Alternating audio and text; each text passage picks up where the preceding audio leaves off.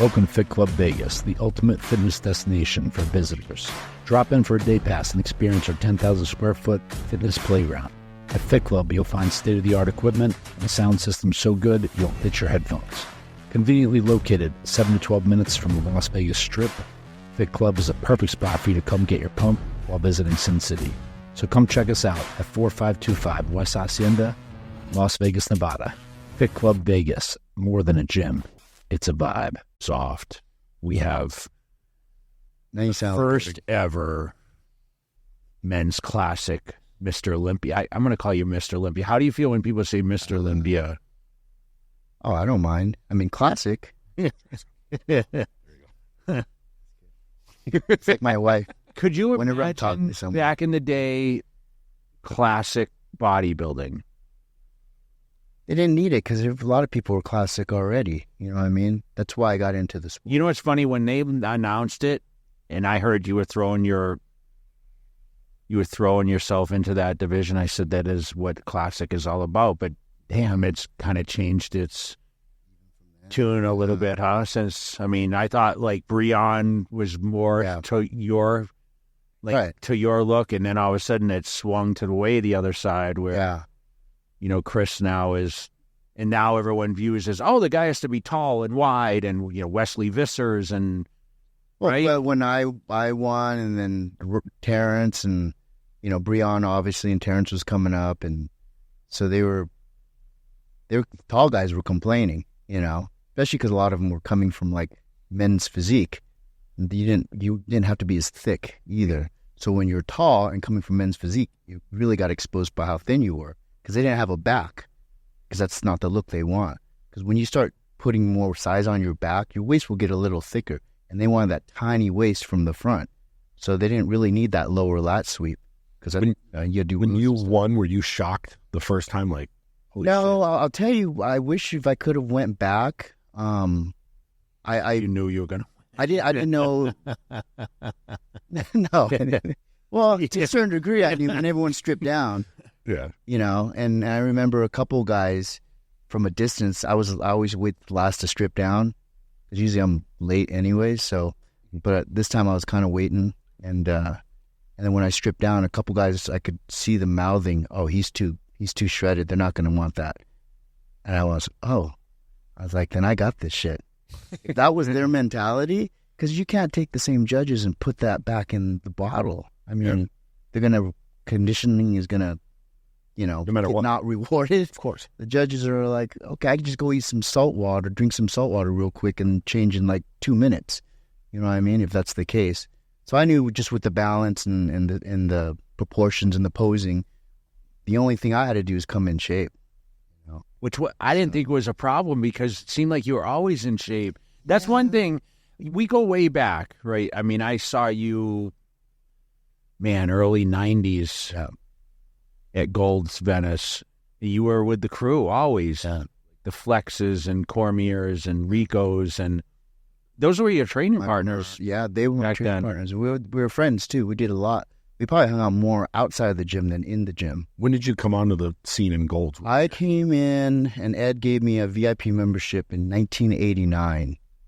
And I only lived an hour away, right on the coast in Ventura, because it was Venice, and then they had Venice, and then you had Malibu, and then you had Ventura County, and then you had Santa Barbara. It was all along the coast. So I grew up right there in Ventura. It was only an hour away, and it was a beautiful drive, because I would just take the Pacific Coast Highway home on, when the sun was setting and going there. It was such a really nice time. I didn't have to really worry about the financial stress and everything, because I could just go home an hour away, where I see a lot of people really struggling. And a few times if I was getting ready for a competition, I was just so tired, I would close Gold's down. I would just sleep in my car, because I didn't want to drive an hour there and then come an hour back. And usually I'd be late for the guys, and they get pissed off, and I'd go through half the training or whatever. So I would just sleep there a lot of times. And Ed saw me sleeping in my car, and he thought I was like homeless or something. Even though I kept telling him, no, I live an hour away, Ed. He was like, okay, well, if you need a place to stay. And, he had like a bunch of houses because he was an architect. Ed Connor's the owner of Gold's. Really nice guy. He brought me out for the first time. Yeah, he brought a lot of people out. And, I randomly run into him. He was in Spain just sitting two people from me at a show randomly last year. Yeah, I see him every now and then. I actually snuck him into Gold's when Arnold had an event there for Gold's Venice a few years back, and I guess he was banned because he was, really bitter and talking a lot of negative stuff, and and he was trying to promote other gyms at the time, and so he got banned, and they had the big event for Arnold and Muscle and Fitness at the time at back of Gold's gym. And I went out there and I saw him sitting out there in the parking lot. And I'm like, "Are you coming in it?" He's like, "Oh, no, they won't let me in." So anyways, I snuck him through the back and he got in. It's a lot of history. Go back to, so you got into, were you an athlete or did you? I was. Because we don't know a lot of that background. Yeah, no, a lot of people don't know, I've been lately, it just seems like there's so much, though, I could do a specific podcast for each one. But, my dad worked for the CIA. He died during the Vietnam War in service of our country. And so my mom's Thai. He was Cherokee from Oklahoma. So everyone thinks I'm Mexican or Hawaiian or like pass for a lot of things. I wish I knew how to speak more than just English. And that's even suspect. I'm native. I don't look it. Yeah. I'm the first person in my family born off the reservation, but I just look like a big white dude. Well, I mean, it's, like Hester's, like they all take different last names because a lot of them wanted to assimilate, and just like a lot of black guys have last name Hester because probably from the slave owners, they just assimilated, took the last names, the slave owners or whatever people they were around. And so he died. My mom's Thai from Thailand. Her dad was police chief of Bangkok during the Vietnam War, which is like, that's why my dad was there, because Thailand was neutral, was an ally to America during that time. And so when he died, he crashed. He was a pilot. He crashed. It took like 14 days to recover the body, or supposedly recover the body. They never really did. So when we were kids, we used to think, we all came back to the States because he had a lot of real estate in Ventura County. And so my mom moved all the kids, 6 kids. She was actually 8 months pregnant when my dad died with my little brother, the last one. He's the youngest. And so we all moved to the States, and so she raised all of us, How old were you at this point? Like 2 years old. Okay. And so, which is really interesting, excuse me, just looking back at kind of being like a teamwork and not getting in trouble, because we hung out with gangs and all that stuff, and we just never got caught doing, things, not real bad things, but, just things around the neighborhood, like, I don't want to incriminate myself. I think the statute of limitations is yeah, no, but we were more scared of my mom and hurting the family unit, because it was hard enough. We saw how much she struggled. So I was scared more of her than and letting down my family than gangs or the police.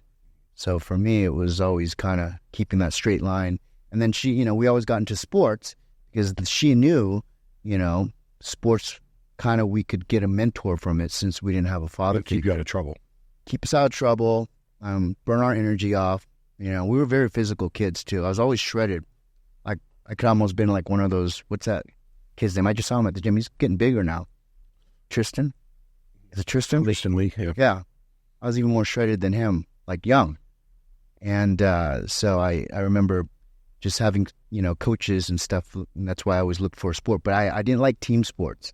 I've always liked individual sports, because team sports, I just felt like there's a lot of politics in it. Now I'm into bodybuilding, so. but at least you can have the fans. No politics, right? But I'm just saying, who chooses you to play? No one's saying you can't play to a certain degree. Maybe not playing the pros unless they think you're good enough. But at least it was an individual sport where you kind of determined. Like I wrestled in high school and in college, and martial arts. They're all individual sports. Gymnast. I was gymnast since I was 6 years old. And so that helped a lot. And I was always around like the best, luckily. For some reason, I was always gravitating, or the best were always gravitating towards me. And I was very fortunate to be around the best martial artists, or you name it, just to happen to live in the neighborhood, or someone knew someone where I can actually train with them. A boxing gym. I grew up in Oxnard boxing. It's world known for, the best boxers coming out of there. And so My first kind of fame was when breakdancing came from the East Coast to the West Coast. We took it to a whole nother level. I don't know if you know this. No, I'm just thinking if you had been around, you could win the Olympics. Oh, my God. Well, they said it's not going to be in there, I think. Well, it shouldn't be. I'm sorry if you... Well, it just that. Well, you saw her. She kind of hustled her way into that. Supposed to be the best from Australia. I'm sorry. Go back to it was. Well, that right there is getting to my story. Is why I was one of the best in the world at breakdancing. So it started in New York, and they were more stylistic, more like swag, even with the clothes. But when it came to the West Coast a few years later, we took it to power moves, like a whole nother level. You know, you couldn't even almost compare it to the same type of dance because we were doing aerials, we were doing flips, we were just doing like acrobatics. And I was already a gymnast in martial arts, so that came real easy to me. And we would practice all the time. My mom would bring like lemonade. You know, we'd have the whole garage to ourselves with the linoleum, and you know that was like the dance studio with the head spins and everything. So I did the head spins and all that. Could you teach Jay to do it? I'm so disappointed because I cut off his arms and legs. Why weren't you guest posing doing this kind of stuff? I could Melvin and Aaron Charles do all their day. I could have easily done that. We talk about King Kamali doing. Yeah, come on. To be honest, I didn't even think they were that great. I'll tell you, Melvin. You just called pose. Melvin can pose, though. That's what I respected. He could do that, and he could really actually hit poses correctly and transition really beautiful. And so that was what attracted me to it, because the breakdancing thing was, I didn't even consider that part of bodybuilding, because I'm like a traditional classic bodybuilder. And so for me, that's more for guest posing, but not for a competition.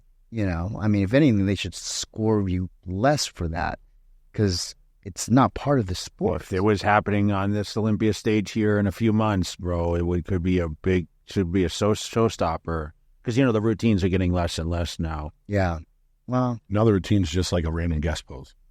Yeah, it seems like they don't put it. I think classic, it's a little different. Classic is different.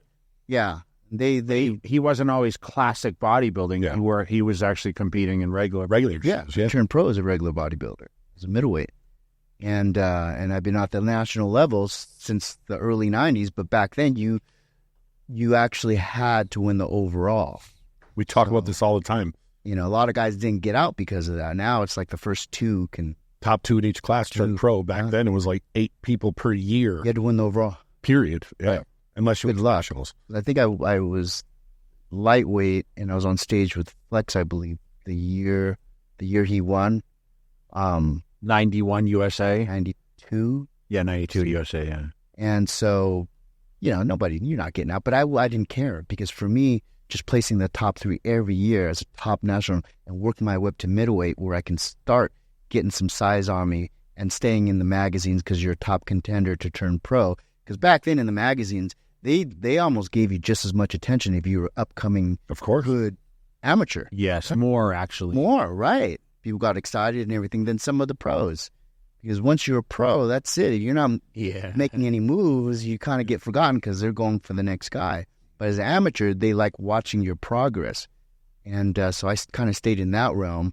I had a Weider contract, a EAS, Metarex. I mean, you name it, all of them before I was even a pro. But getting back to the breakdancing, so I had a manager. I was on Soul Train, American Bandstand. I toured with Run DMC, Fat Boys, all the groups back then. And I actually helped choreograph and was in the opening ceremonies of the '84 Olympics when it was at the Coliseum. 100 breakdancers spinning. I was say, 84 is in LA. Yeah. So when it's kind of cool, it's coming back though. Yeah, and it was at such a level where I thought, this could easily be in. I love to see Apollo. He was announcing it. Oh, it's coming back to Los Angeles. Oh, yeah, that's right. I met him through you. Yeah, right. Back. Did you see at the end of the Olympics the closing ceremony how they showed it coming back?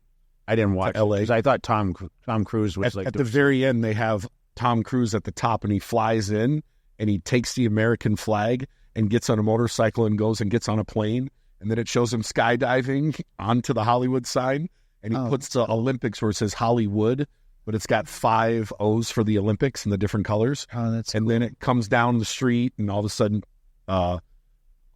Red Hot Chili Peppers and some other girl perform, and then Dr. Dre and Snoop Dogg perform. It was kind of cool. That's cool.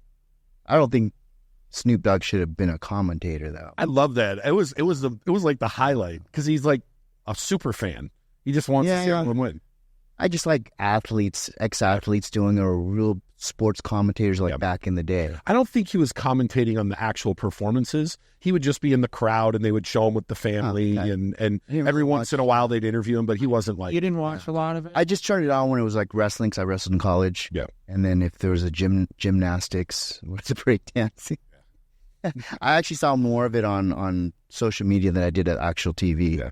And I got that Peacock. It was like $8. So you could just you could go through and go to the exact one. I'm like, okay, I want to watch volleyball. I want to watch the 100. And you saw table tennis. Oh, absolutely. Because that was a complete set. Right? Like, ping pong, yeah. Yeah. Because the guy from Sweden, I think, ended up winning it. He wasn't supposed to. Yeah, Japan, like, usually is. Smoked them. Yeah. that's amazing to me. I mean, they were covering some distance too much, just that little thing. Yeah. Even the women's side was really good with table tennis. Yeah. That's like, I don't know. That's just so much faster. I almost think it's harder than regular tennis. Of course it is. I don't want to get too off track, though, with your break. Oh, sorry. This is interesting. Yeah. So the breakdancing, I opened with the Olympics and toured with all those guys. And so remember what year? So 84 was that. How old were you about then? You remember? Like when it was before high school. Okay. Because I remember by the time I got to high school, they were still kind of doing it. People always wanted me to kind of do it. And I was like, I'm already burnt out on it, and it was already discredited because at a certain point I was getting so much work. I was teaching. I had like 30 kids, and my introduction and the breakdancing was my introduction to the gym because there was an aerobics room. There's a small gym with an aerobics room it was all glass. You could see the gym part, and the other half was the aerobics room with the wood floor and the mirrors. And there was a liquor store next to it, and it was by my house that opened. And so I would ride my bike to play video games. And then that was when I was breakdancing, and I used to see this empty wood floor with the mirrors. Aerobics room wasn't being used, and I'd sneak in there a few times and practice breakdancing and stuff. And the owner caught me, and he kicked me out.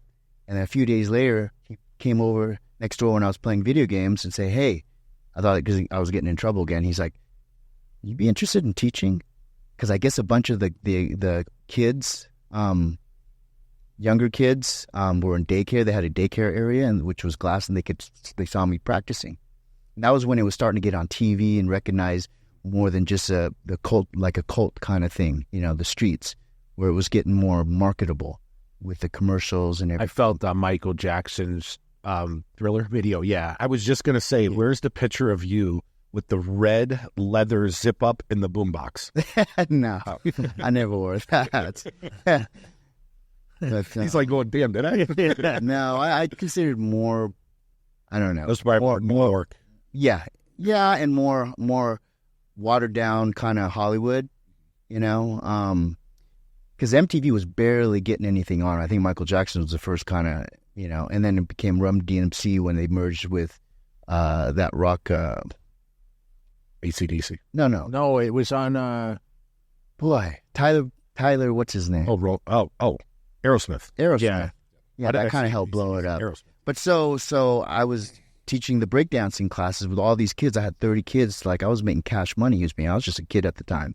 And so when I was finished, I would go in the back and wash my hands and stuff in the bathroom. And then I'd come the other side because I saw these girls in the leotards. Back then they wore G-string. Yeah.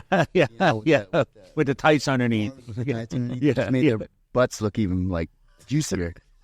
And so I was, just hitting puberty and stuff at the time. I was like, oh, man, I used to hang out there and just talk to some of the guys and everything. And then the owner or the manager would see me and they were, no, you can't be in there. You're too young, And so I kept doing that, going back there. And eventually I was making him so much money, then he wasn't paying attention.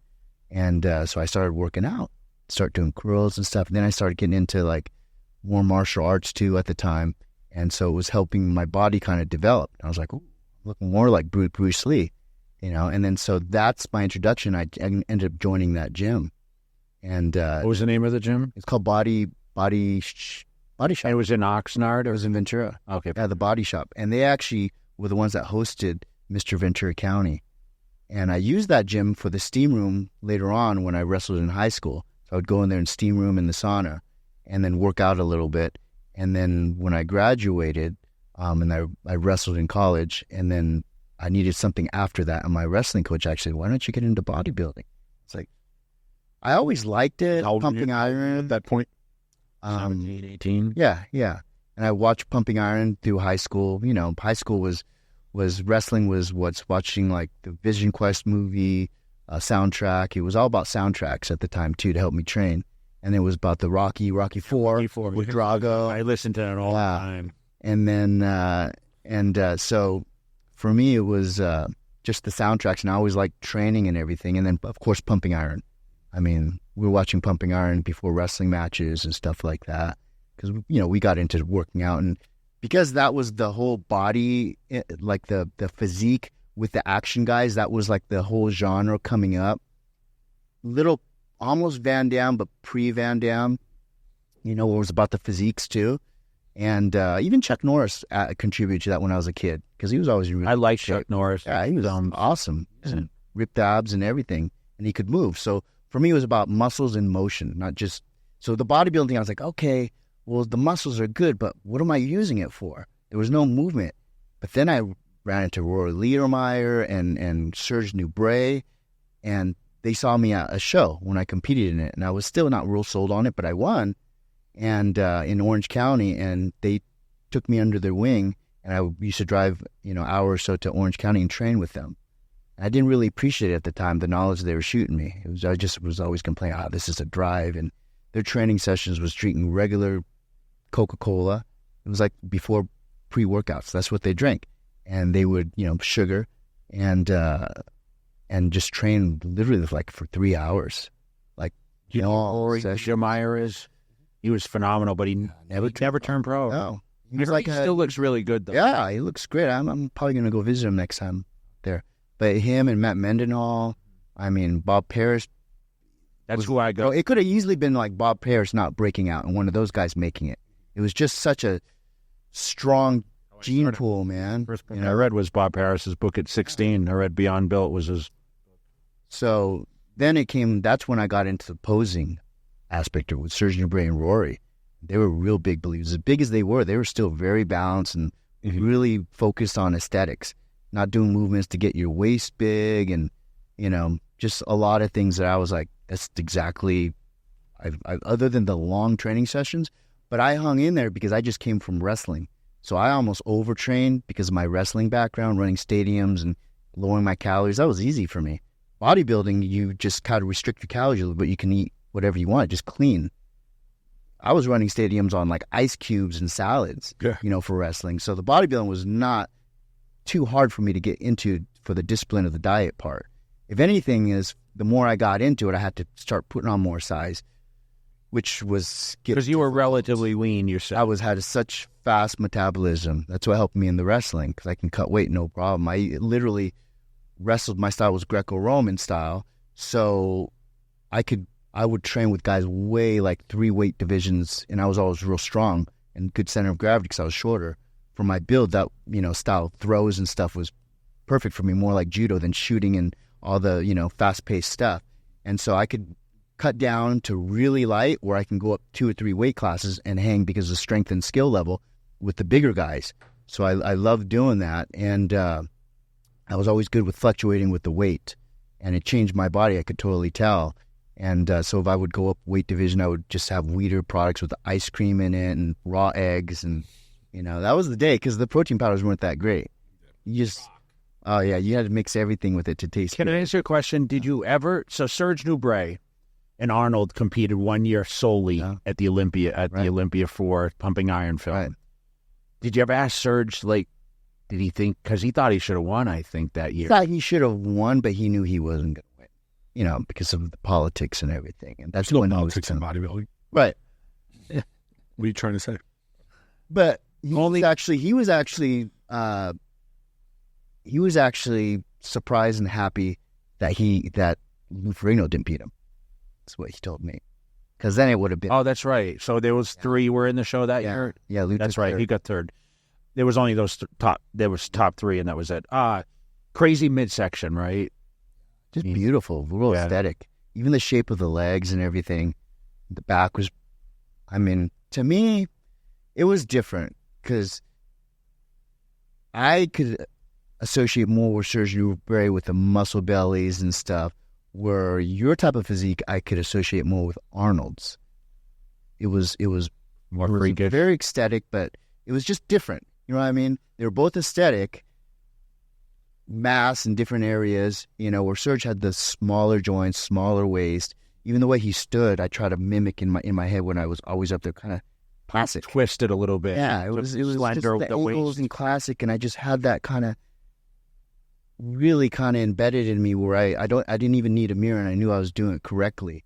And it was almost like a superhero kind of the way you move and carried yourself, and I always believed I would always run like sprints, not like long distance treadmills, because I just felt it made me move like an athlete more aesthetic, and that carried over onto the stage. When I work with people, I try to get them to do that. As long as they don't pull a hamstring, I just think like how you train carries over to how you move too. When was your first national show? National level? 90? Maybe. And how long have you been training at that point? Since high school, for wrestling. But I mean, like from your first show to where you really got to the national stage, like, oh wow, I really do this. Well, I literally did like maybe 30 shows a year to maybe 40 shows a year. I was going show to show. So if I could fit it in, they were close enough, I would do 2 shows at the same time, depending on the timing of it. And that's why I was always late. And they felt, some of the people that ran the promoters, they liked me, but they just felt I was a little arrogant and disrespectful because I would come in late, not prepared. But a lot of times I was doing a lot of other things too, just trying to make it there. And to me, it was like, I'm paying money to come to your show so you could make money off of me. Like, I thought a lot of them as, they're kind of rude, So I always kind of had that a little bit against some of the promoters and stuff like that. And I saw that, but I just love getting on stage, man. Sometimes I got to see how my body responded since I did so many shows. People wait. Man, the time to get in is do as many shows when you're an amateur and nobody knows you. And even without a coach. And just talk to the guys backstage. See what they're... I learned so much every show I did, from color to posing, just watching other guys backstage, talking to them, how they pumped up. There's so much to it. And even your stage presence, instead of walking behind when they call you to go in the middle, walk in front. Just little things that just gives you more confidence every time you're on stage. Better make mistakes as an amateur. I love that, though, what he said. Back then, there was no coaches. You just got into the show and you came with your family, whoever, family member, whatever, and maybe you came by yourself. I came by myself, yeah. So you don't need a coach. You loved bodybuilding because you went to the gym every day. You trained. You picked up tips here and there. And then you trial and errored it to success. You can see, like, not drinking water, listen to this guy, he did this, mm-hmm. Then you try it yourself, and you're like, oh, felt like crap, I look like crap. Mm-hmm. It's always better just to kind of go in there with the least amount of tweaks. Because if you look good already, be confident with that. Especially when you're younger, then you could try. If I went in there with the least amount of tweaks and just did my conditioning and what you're supposed to eat clean, I knew I can at least get on second and third base all the time. And then you make small improvements from there. But everyone's trying to hit a damn home run. It's too much work to do to get disappointed because it didn't work. And you still, as you get, more towards I actually went against that philosophy. After I won, I wanted to try different things. So I was reaching out to different coaches and stuff. Because before I was done competing, I wanted to know, maybe I could have hit that 100. Let's see what tweaks I can make. But never worked, man. I was always better off safe and just doing it cleaner. When you tried those coaches, that was later in your career. After I won Olympia. Yeah, well, yeah. Yeah. I did 3 Olympias after that and never really nailed it because I wanted to see. I got advice from other coaches and work with different people. And I was like, and because when you work with the coach, listen to your coach, man, because what's the point of me doing it half-assed if I'm not listening fully? There's no point. It's wasting my time. Was your goal to be a pro bodybuilder, Danny? It was. My goal was to turn pro and back in Do what? I mean, you had a be on the Olympia. you had EAS contract. Right. Like, But was it to make money, or was it to guest pose? Was it to be able to say, hey, I have this card, because it meant a whole hell of a lot back To then. have that card was to It was big. yeah, you could retire just having a pro card because, guys like Roy Liedermeyer, Matt Menden, all these guys I knew, God, even so many guys coming up like Edgar Fletcher. Yeah, so many guys did not even, it kind of reminds me of that, just making to the pros back then. And then you had another group that made it to the pros that were just amazing, like Flex and Sean, never won the Olympia. So it was almost like these guys never got their pro cards, but were phenomenal, better than a lot of the pros, never got the pro card in the amateur level. Now you got all these guys at the pro level that were just amazing and, never got the Olympia. What's really cool, though, is, I don't want to get too far ahead, but you got to train with arguably some of the greatest. Chris Cormier and Flex came right out of the pros, damaging up the pro scene. I mean, you were there when he won his card. And I was there when they were amateurs. Yeah. And he was unbelievable. I remember seeing him in the yellow trunks and how he looked, right? That was just crazy to me. I remember seeing the magazines, and then the next year I came out, that's when I saw Chris Cormier win. It's funny because Vinny Galante won the middles, I think, then. He probably was one of the guys you competed against. I did. I always beat him. And it took him forever. It took him forever to get a card after that. Yeah. Because it was the middles didn't win it back then. Yeah. He needed to be a light heavyweight. He was a little taller for the middles. He was a little taller. I did a couple covers with Vinny. Great structure. He's still crushing it out there. He's still competing. He did the Masters when we went over to he reached out to me a year or so ago, and I said, "Hey, I'm here to help." Man. Yeah, because when you won the Olympia, you weren't the youngest guy. Oh, I was 47, which is wild. Yeah, but also, I say I'm a classic car with very low miles. That's how I look at it, And every show you do, you got to get up the ladder high enough where you're not using that bag of tools just to get to the lower levels. By the time you get to close to the top of the ladder, your body's not responding. I've seen it happen to so many. I've seen it happen to Craig Titus. Great physique. He ruined his physique because he just was so ambitious. He felt he needed to do it right then, especially when he got the spotlight put on him. I picked him up from Texas at the airport. That's what I did for Ed. I would pick all these guys up, and I got to stay at one of his houses and just water plants and get the mail, The plants were always dead. Yeah. I always felt bad. I totally. So you chaperoned a couple of these guys? Yeah, Lee Priest, when Lee first came out, I did the thing on Lee. I guess he did a video. What do you call that? Documentary. I was in Lee's documentary. I never saw it. I don't know if it came out yet. I don't know what they edited, but they interviewed me with Ed Connors also. Because I picked Lee up. We actually stayed together. Lee stayed in the house I was at Ed's. Where was the house at? Which location? It was close to the very edge of the boardwalk. It was a big one. House. It was a big one. That one. Yeah, it was nice. And the beachfront was right there, like the boardwalk was right there. It's worth about $8.5 million now. He paid $500,000 for it in '88. Crazy. That was a nice, decent investment. I think he sold it for $4 million though. Probably. And it's gone double since then. A lot of it. He called it the Connors Hilton. Oh, we all stayed there. Yeah, and Lee was the underground garage. Yeah, right. Yeah. Lee was a prankster, man. Luckily I couldn't understand him that well, because now I can understand him better. And the amount of shit he used to talk, which went over my head because it was hard to understand him, I probably would have fucking hit him. But he was a few times. He came over. He was an absolute freak, wasn't he? Oh man, he only weighed like 180 pounds. Just round, short, dense. To me, maybe a few pounds heavier was the best. And that's what I say about all these athletes. Flex was better, lighter. Chris, there was a certain point, right? Chris held his. I feel Chris wasn't too bad. I feel like he didn't overblow it. He didn't get too blocky. He always had good ab control. And I think that helped him. He had that. He could even do like a roll, stomach roll, just crazy. It's like yoga masters can do that stuff. But he actually, Chris didn't kind of ruin his physique. Talk a little bit about the scope of Gold's Venice when you showed up there, and you said that you were out there training, but who's who of Gold's Venice? I was there with the Barbarian Brothers, Lau. We don't hear a lot about the Barbarian Brothers and Alzado. I heard Alzado was you didn't even want to look his way in the gym. He was crazy. He's pretty geared up. If they had. Didn't they fight they the had Barbarian the word trend guy? back then, that would be him. Really? Didn't he beat up one of the Barbarians or both of them in the parking lot? Yeah. They used to. He fought both of them. Yes, I think he fought both and beat them up. Yeah. But they trained, that's the thing. It's like family. You know what I mean? That's how everyone was. We all fought. I remember I picked up a dumbbell one time and was going to fight Rico because he talked so much shit. And Mickey Rourke broke it up. I was like, okay.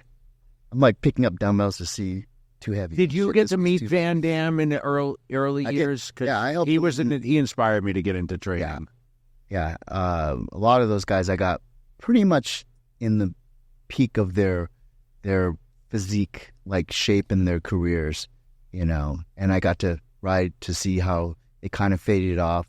I've seen that with a lot of athletes too. I train professional boxers, like world champions, in so many things. I even seen it, how it affected me with the breakdancing having such high notoriety and everything, and then having it go away because of the trend or whatever. And that was the thing with the Australian gal from the Olympics and how many amazing athletes there were, and she kind of represented that.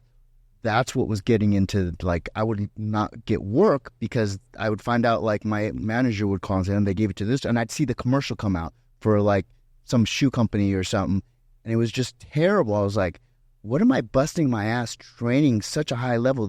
I was better than that, like, the first month of me doing breakdancing. I was like, okay, I'm done. This is what's getting all the attention now. What's the point? That's when something gets so diluted, like, you lose just the quality, and I like things when they're more of like a cult kind of clique, like bodybuilding and stuff like that. That was what I was afraid of when they came out with the classic too. And what I was getting at, how I felt when I won, I didn't respect it because I didn't know if it was going to be around the next year. So to me, it was like, okay, cool. Because my notoriety, I felt, was way stronger and more for me, a value, because all the magazines and what I did and just the history coming up at Gold's Venice, I was blessed to be part of just all of that, and to win like a classic show, because they already had like the 202s. My boy Stan McQuay actually won that. And then they didn't have it the next couple years or whatever. Then they had the 212s, and the 212s were starting to die down. And then they came out with the classic, and they had the men's physique before that. So I'm like, okay, cool. I wasn't really like owning it as much because I was already a pro bodybuilder as a bodybuilder. Didn't come in as classic or anything else. And for me, I was always wanting to get on the open stage, because when I came up, Lee Labrada, a lot of these guys were on the open stage. They didn't win, but they got their turn. Everyone that was good. He was second, but there was like Francis Benfato, only weighed 175 pounds. Yeah. There was a lot of good guys that inspired me. They didn't win, but I didn't really care, because the guys, other than Lee Haney, I mean, for me, that was like kind of classic with the size too at the time. His posing wasn't bad, but it didn't really do anything for me. I mean, he hit the poses correctly. His flow was not bad. Do you think bodybuilding is diluted now? Yeah, but it's done a decent job, I think, also because of social media, so you can kind of people can pick what they want, It's like movie clips and stuff. Yeah, people like think that. Chris Bumstead's Mr. Olympia and the only one. In the open, right. They don't know who if I asked any person that followed social media, I said, who C-Bum is? They say, yeah. I said, do you know who Hadi Chupin or Derek Lunsford or Big Ramy, or they don't know. Right. Because it's about social media. It's the same with everything, Back in our era, like you talked about, the magazines built up the amateurs to the point where when you turned pro, you were cranking. Yeah. And you were, like you said, you had these weeder deals, these contracts.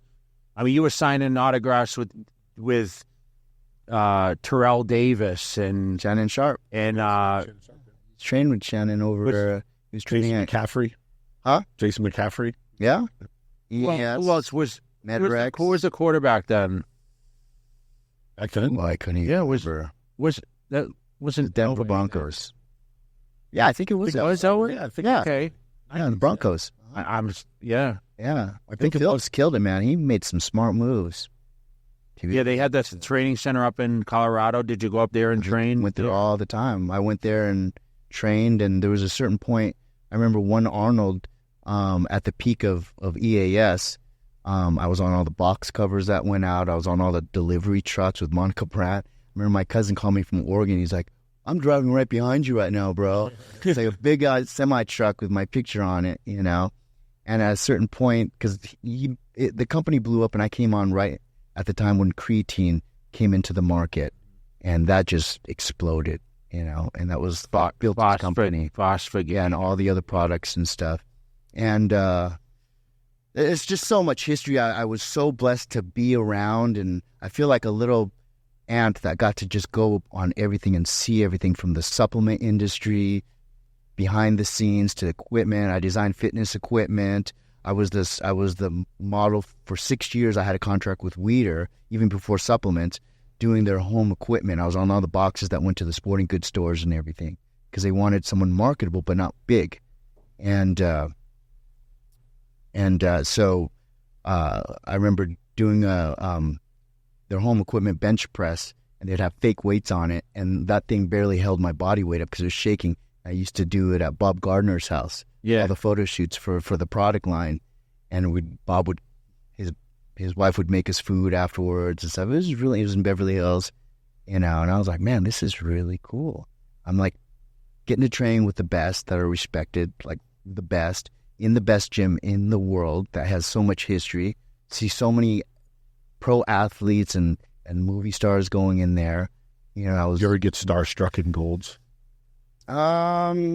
Maybe at first, but I never acted like it. Yeah, just deep down inside, like, oh yeah, with a lot of people, you know. But you sometimes you say, you know, sometimes it's better not to meet your idols, because then you really find out how they really are. Yeah, and you get used to that so many times where, you know, you start applying it to yourself. It's like, fuck, if this kid knew. I think I train hard and this stuff. People really knew how you were, right? No, I was starstruck when I met Marcus Allen. Oh yeah, That was because I I watched. used to train in Oxnard. Yeah, he was. Raiders. I got starstruck once in my life. Oh. At Bishop Don Juan, Who? the pimp, and all the rap videos. Oh, I was here in Vegas at a Sean John party, and I was like, it's Bishop Don Juan. I didn't think he was like a real person. Yeah. I just thought it was a joke, but no, he's like a real person. Yeah. And I didn't know. That was the only time ever in my life. Completely starstruck. I think because I got with the breakdancing, I got to meet so many. I used to go to the after parties and stuff, and I wasn't even old enough to be in some of these places. They didn't care back then. Well, but we were performers. Yeah. It was different. You know, we're talent, and so I was on a high. And that, you know, the breakdancing thing is, you could hurt yourself. So Kill yourself, right? And it was a lot of it was really on the fly, where you had to think of moves and be creative, because it was almost doing a painting, just abstract painting at the time. You didn't have something that it can go any way. If you were to do a flip here, and then all of a sudden you feel like you got to do this move, that's what, you know, it's like And it's a different surface every time too.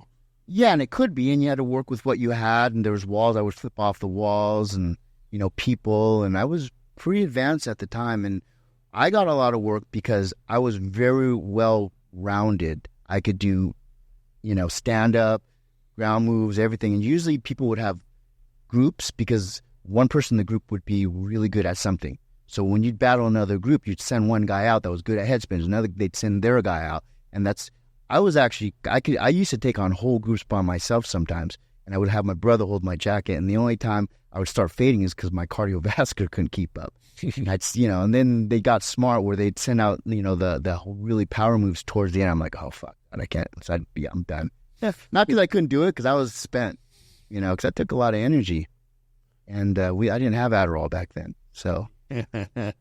You talk about your family, though, and we talked a little bit. It's kind of funny when I was in Anaheim last week.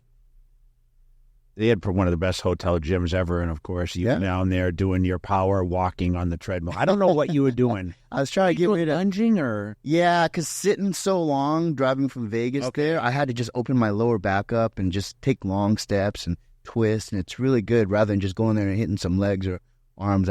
Because I knew I was going to be standing around, at the expos.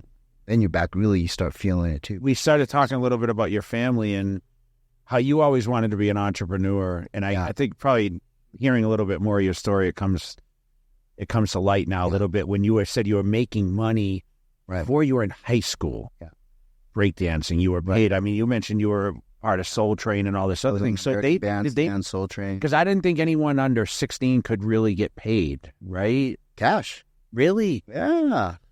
There ain't no record. So I don't understand why you said you were nervous about it fading out. Why didn't you pursue it further? This breakdancing? Yes. Because when you're young, you're looking for the next thing, and it's like, when you were the best and things get diluted, you almost get turned off to it, and then your body's changing, and then I got more into martial arts and going back to kind of what I liked with the action movies and stuff. Why didn't you ever do films? If people ask me that, train all these film people, because I think because of that, maybe I see a lot of behind the scenes. I work with Tarantino, all these different people, getting them in shape, and I get to see, because when you train people, you guys know, you're like their psychologist, their friend. Of course you are. You go out to the clubs with them, and closer than some of their family members. Yeah. Get to see a lot of he was in music, so he's right. So has a lot of behind the scenes. And listen, I know you train a lot of celebrities, and we talk like all different facets of like whatever's done, right? Everyone comes to you get in shape. So whether it's nutrition, the weight training, but are you boxing with these people? Yeah, that's doing martial arts. That's what got me a lot of the work, and that's to a certain degree why I never. Then I was also a registered nurse, RN. And I was a correction officer, so I had real jobs too. So I used to have competitions on my days off. I would go in there, and I had so many amateur trophies because I competed so much. I would take the plaques off, and I would have my own like powerlifting and bodybuilding competitions in the prison. And it really helped with the report too, because that's all they had in there. And where was this? Chino State Prison, California Youth Authority, where all the gangbangers were. And all maximum security prisons. So you were punching a clock at one point. Oh, yeah. Yeah, a lot of overtime. And when did you wake up and say, you know what, I want to be my own? Academy, everything. Did you? Was there a certain time where you? Well, that's when I knew. Switch went the problem was they were very prestigious jobs. My mom was very proud. These are career jobs with people much older than me. Buying homes and everything, working a lot of overtime. But I was so young, I felt like. And I saw the politics within there too. And I just saw all the downside of it, where I remember they asked us to ride share in the prisons because they didn't want a lot of personal cars there. So anytime we could ride share, the better. And so I would always ride with guys that had been there a long time. And every person I ride shared with, before we went in, they did something to take that edge off. Jack Daniels, one big dude, Vicodin, a little bit of weed, you name it, they did it before they went into work just to get that edge off. And when I was young, it didn't affect me until, a couple years into it. Then I started feeling it physically, because if you got people talking shit in your face all the time, you get pumped up, and you imagine and then you get that little kind of, dump, right? Like if you get in a car accident or whatever. Imagine having that 10 times a day. Yeah. You're just exhausted. But what helped was the training kind of kept me level. The fitness always, no matter if it was life and stress or whatever, it grounded me to my body could be at a certain homeostasis. Whether I dumped a bunch of adrenaline or whatever, it got my endorphins up to a certain where I felt like normal, So that's one of the reasons I did it. And that's one of the reasons all these high-profile people I work with that got what they wanted and they're not happy, and I've seen that too, And fitness is the only thing that keeps them in there. A lot of them probably might not be here because who are some of the people that you train throughout the years that a regular average Joe would know who they are, and they had no idea.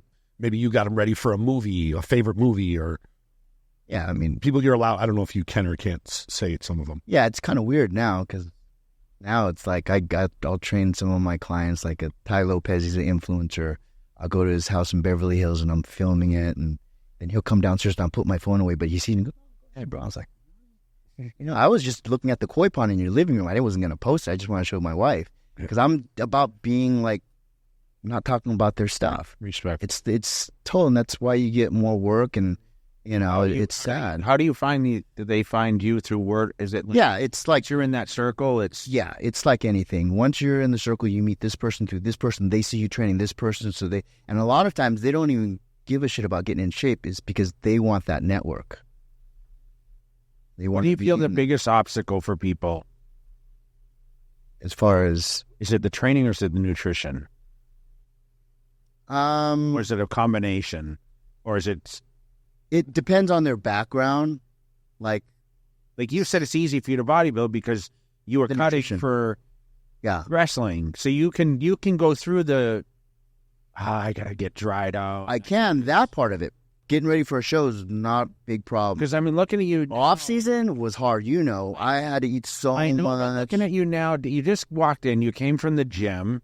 You love training. You do it almost every day. I train 7 days a week, Danny. I don't. That's bad, right? No. Okay. I don't take days off. I don't think you should, because shit's gonna come up, and that's gonna be your days off. So that's I don't have a set anymore. I haven't had a set in so long. So some days I'll train twice a day. What did you train today? I did a little chest and back. Super pumped because I know I'll be just getting my upper body right now. That's what he said. I said, you're going to come on. He's like, well, I have to gain some weight first. At least you're not like Milos taking a diuretic so his face leans out. Oh. You look so handsome. That's one thing I always said about you, Danny, is you don't age, man. What's going on with that? The executive protection job I'm working with right now is they have to be clean shaven. I had my goatee and my hair slicked back for at 7 years. My mom likes better like this. More clean cut. But yeah, so that's the thing, is the fitness is what keeps me balanced, and it's a tie to my past to now.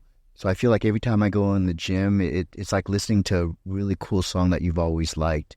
Just mentally, it brings you into a state of where you're kind of in control, and it doesn't matter what age you are, because you always have that memory and everything, almost like a smell that you smell it brings you.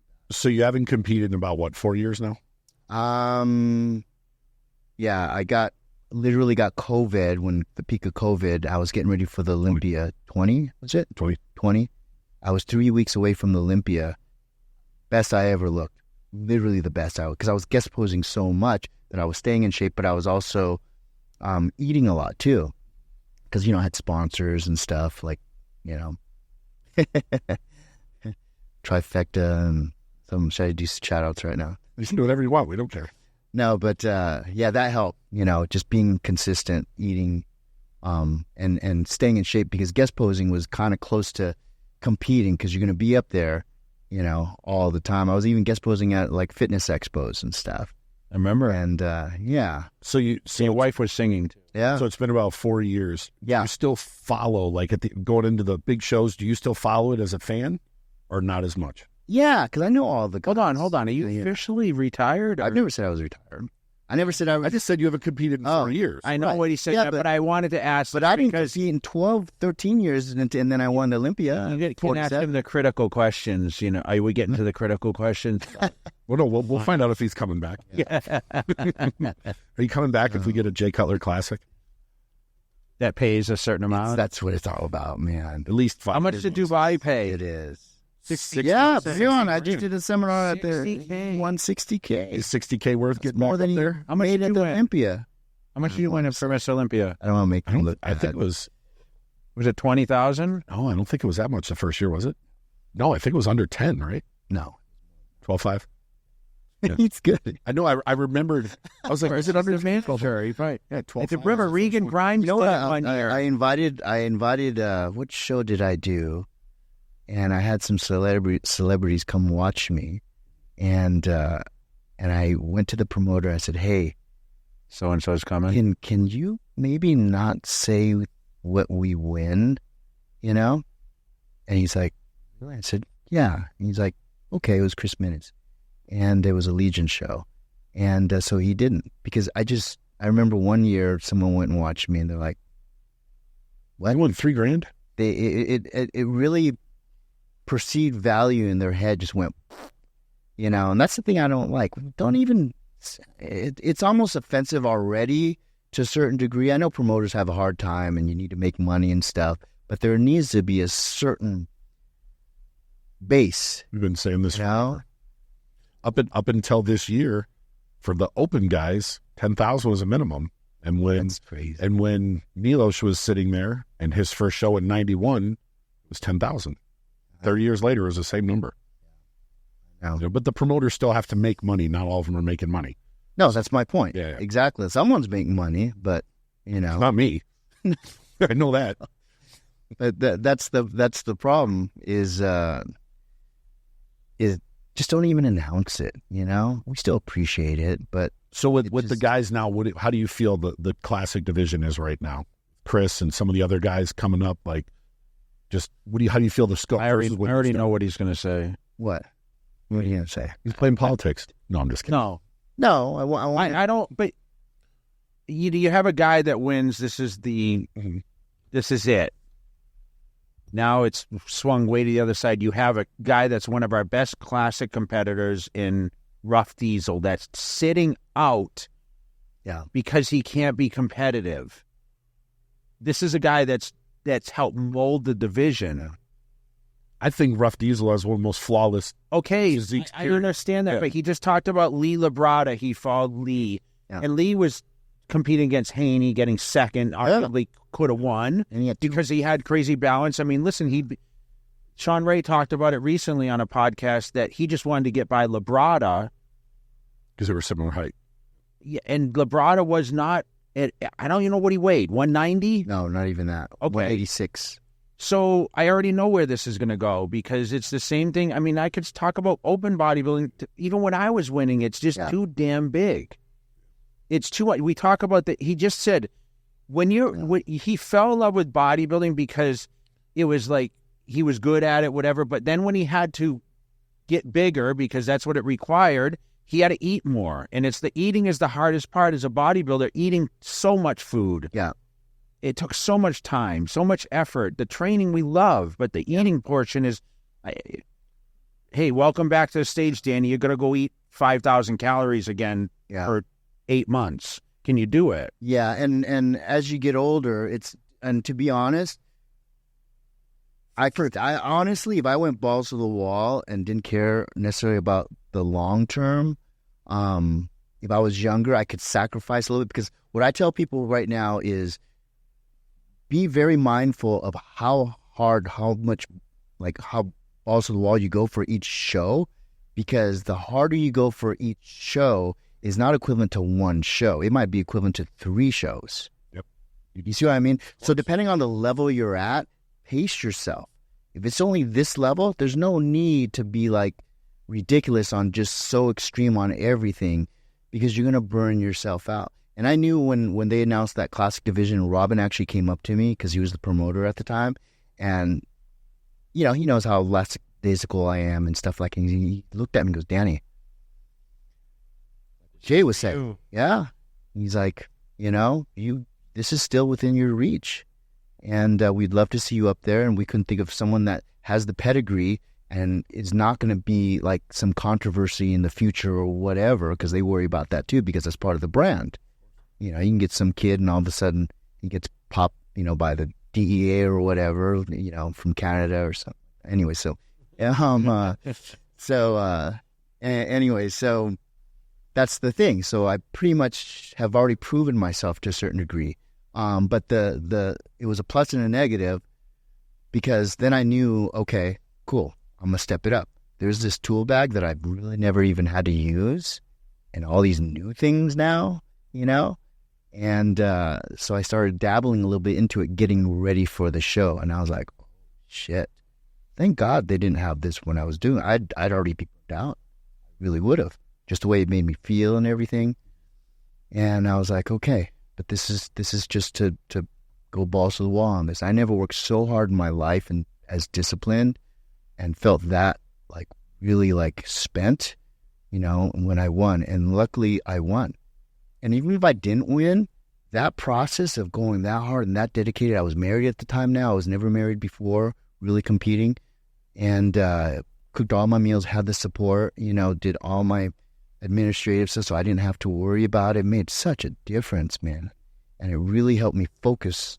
I mean, I was doing podcasts where I was spacey, where I almost like was just talking about simple things and getting emotional. Like I was like, you know, saying some like real, you know, life world-changing shit. Prior to that, though, because I don't think we've saw Danny Hester. You weren't as a parent, were you, on the circuit?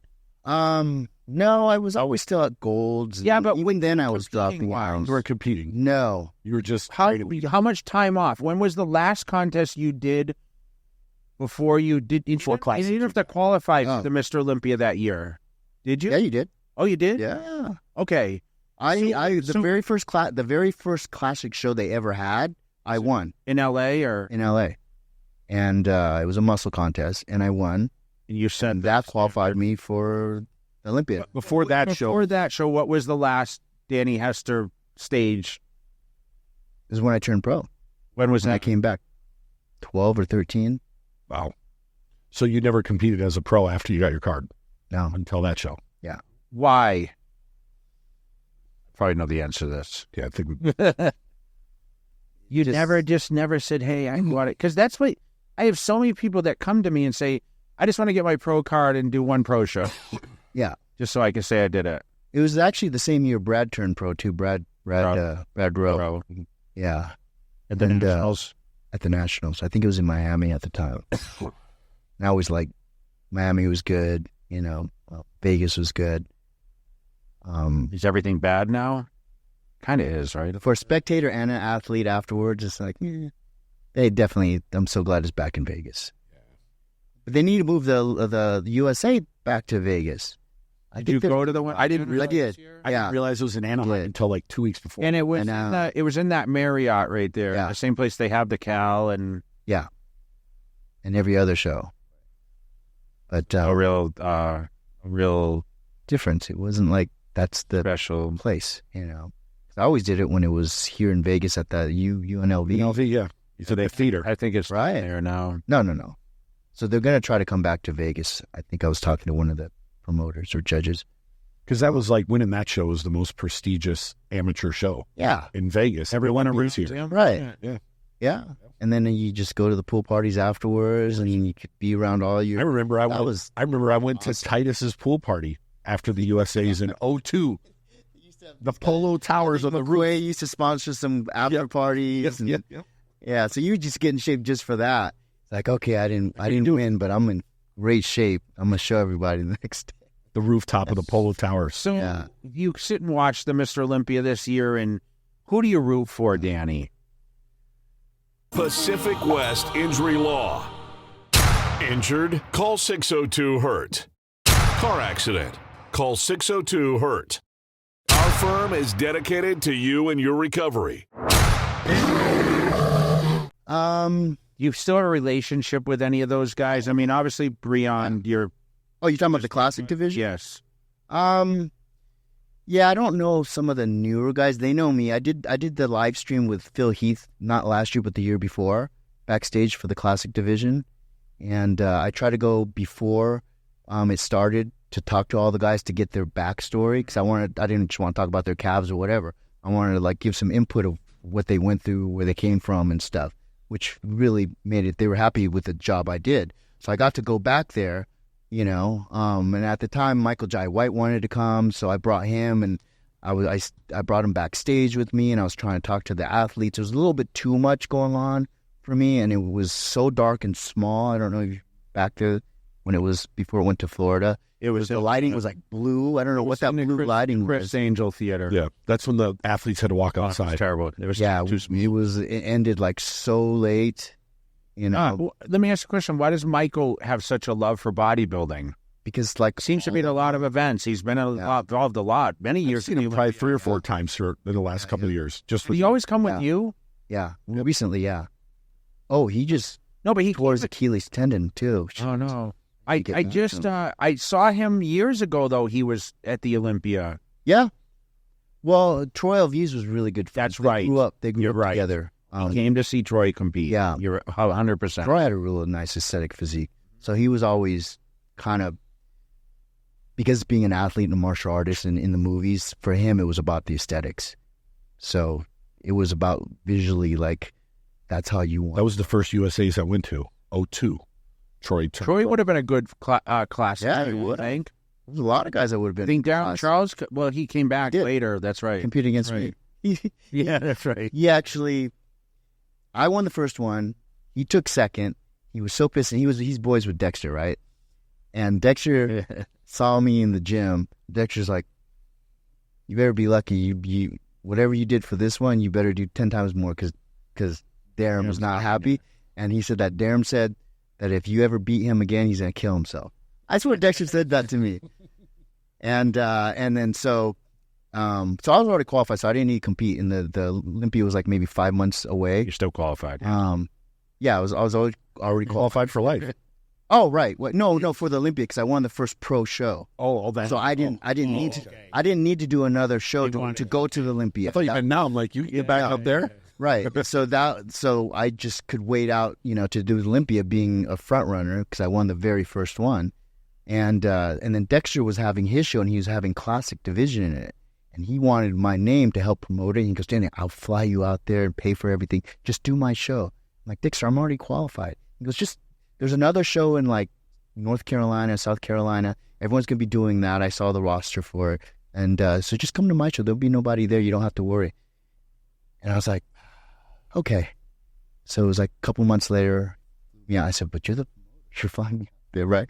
"Nah, I don't have anything to do with the judging." I said, "Why not?" I said, "Come on, bro." And he just laughed. So I went out there, did the show. Literally everyone thought the same thing. That show everyone's going to, they saw Dexter had his show. Everyone from that came to this instead. I go to the weigh-ins the night before. I see all these guys here. I'm like, "Dexter, I didn't go 100% for this show. You said it was like a guest posing." I was so mad at him. And then, of course, Darren Charles walks in. I was like, So what happened? so I took third. Who won? Darren. Wow, it was rigged. Was it rigged? Was it rigged? So I got food poisoning the night before I ate some cheesecake, and I was literally throwing up, and I had sweats and my color was running. The Asian guy, really good. He's been around for a little while. I have a picture of it. I'll share with you. It's actually a beautiful pose. We're all doing different poses, classic poses. Darren, I don't disrespect him. I'm just bad with names. He was here, and I was in the middle. It was beautiful, almost black and white shot, and so I took third. I was so mad at Dexter, man. I was like, I didn't even talk to him at the gym the next couple of weeks. Yeah. So then but I'll tell you what, I'm in after I trained my ass off because I didn't want that to happen. Of course. Again. And to be honest, if Dexter didn't invite me to that show, I don't know how hard I would have pushed. I would have just kind of rode. He did you a favor. He Lit a fire. He really did. He really did because it gave me like, dude, just because Robin talked to you and this and that doesn't mean they're just going to hand you shit. I thought my symmetry, my posing, everything just come in decent shape, And so I stepped it up like 110% going into that show. And that's when Darren, and when I won, Darren I think took fifth that year. I remember back at the gym later on, a few weeks later, I went up to Dexter when he was actually in the middle of a set. I said, "Well, my condolences. I don't know if Darren's still alive, but just giving you condolences." He just laughed. Can anyone? So this year, can anyone beat Chris? No, he can beat himself. Yeah, if he doesn't come in, but he's been pretty with Hani. That's what we say. We always say that. Is that a bad thing to say? That, I mean, anyone that Hani touches seems to. Well, He helped me, he helped Phil, he helped I all think of you have us. to get to a certain level. You know, I don't want to give these coaches so much because obviously if he took someone else, he's not going to be able to make magic from them. I mean, the open class, you got Hottie and you got Derek Lunsford. And Right. how do you feel about that division? Do you think some of these new guys like a Sampson or Andrew Jack could shake it up a little bit, or could Honestly, Brandon Curry come back to win? I think Hottie and Derek Lunsford. Derek, I like their physiques, but it's so much on such a small frame that I think you have to give some points to a bigger guy that's aesthetic, because now you're getting a bigger guy that outmuscles them. If they just get in their condition, like Andrew Jack, I think he should have freaking won, like, hands down. Even if he's not as tight, We say It's like a statue. are you giving up that much for the overall package to be just giving it to just a little grainier? that's where bodybuilding, I think, because it becomes a glue contest in a certain point. Not to say you're way off, but if you're pretty on there and you have everything else, It's a muscle inside, contest. yeah. Like, let's be real. Even Flex Wheeler, when he won some of those and beat the Sean Rays, who had more strided rear side, but Flex had that crazy shape, and he deserved Overall, right. it. And you have to be a realist and say, hey, and listen, I was never the most shredded guy, and Dexter Jackson was way more shredded than me, but he wasn't beating me at certain shows because, once again, it's about muscle density and size. It still matters with enough aesthetics. Right. And that's the thing. If you stand next to someone, you'll get exposed. Everything will come into the So light. do you think Jack could do well instead of fifth like he got last year? I think if Andrew comes in We say this all the time. tighter, It's a little he tight. should win. I think if he wins, it would just be like the overall package. Now, I've say this for a long time. now you're not having to like make justifications for it. When someone just sees him, like Michael Jai saw him when he took fifth, not last year, but the year Yeah. before. And I introduced Mike. I said, dude, you got to look at this dude. And I was FaceTiming him whenever he came to Dragons, and Mike actually went there when the one workout and saw him. And he was just like, and even on him, being not into the bodybuilding world, but seeing that show, he's like, now how come Andrew didn't do as You know well? what I've said to Jay for a long time? I mean, when someone if he walks through the door, that's Mr. Olympia. Yeah. With clothes on. Right. Throughout history, most Mr. Olympias were like that. Yeah. When Jay walked through the door at his prime, you knew he was Mr. Olympia just looking at him. And Andrew has that width, the height.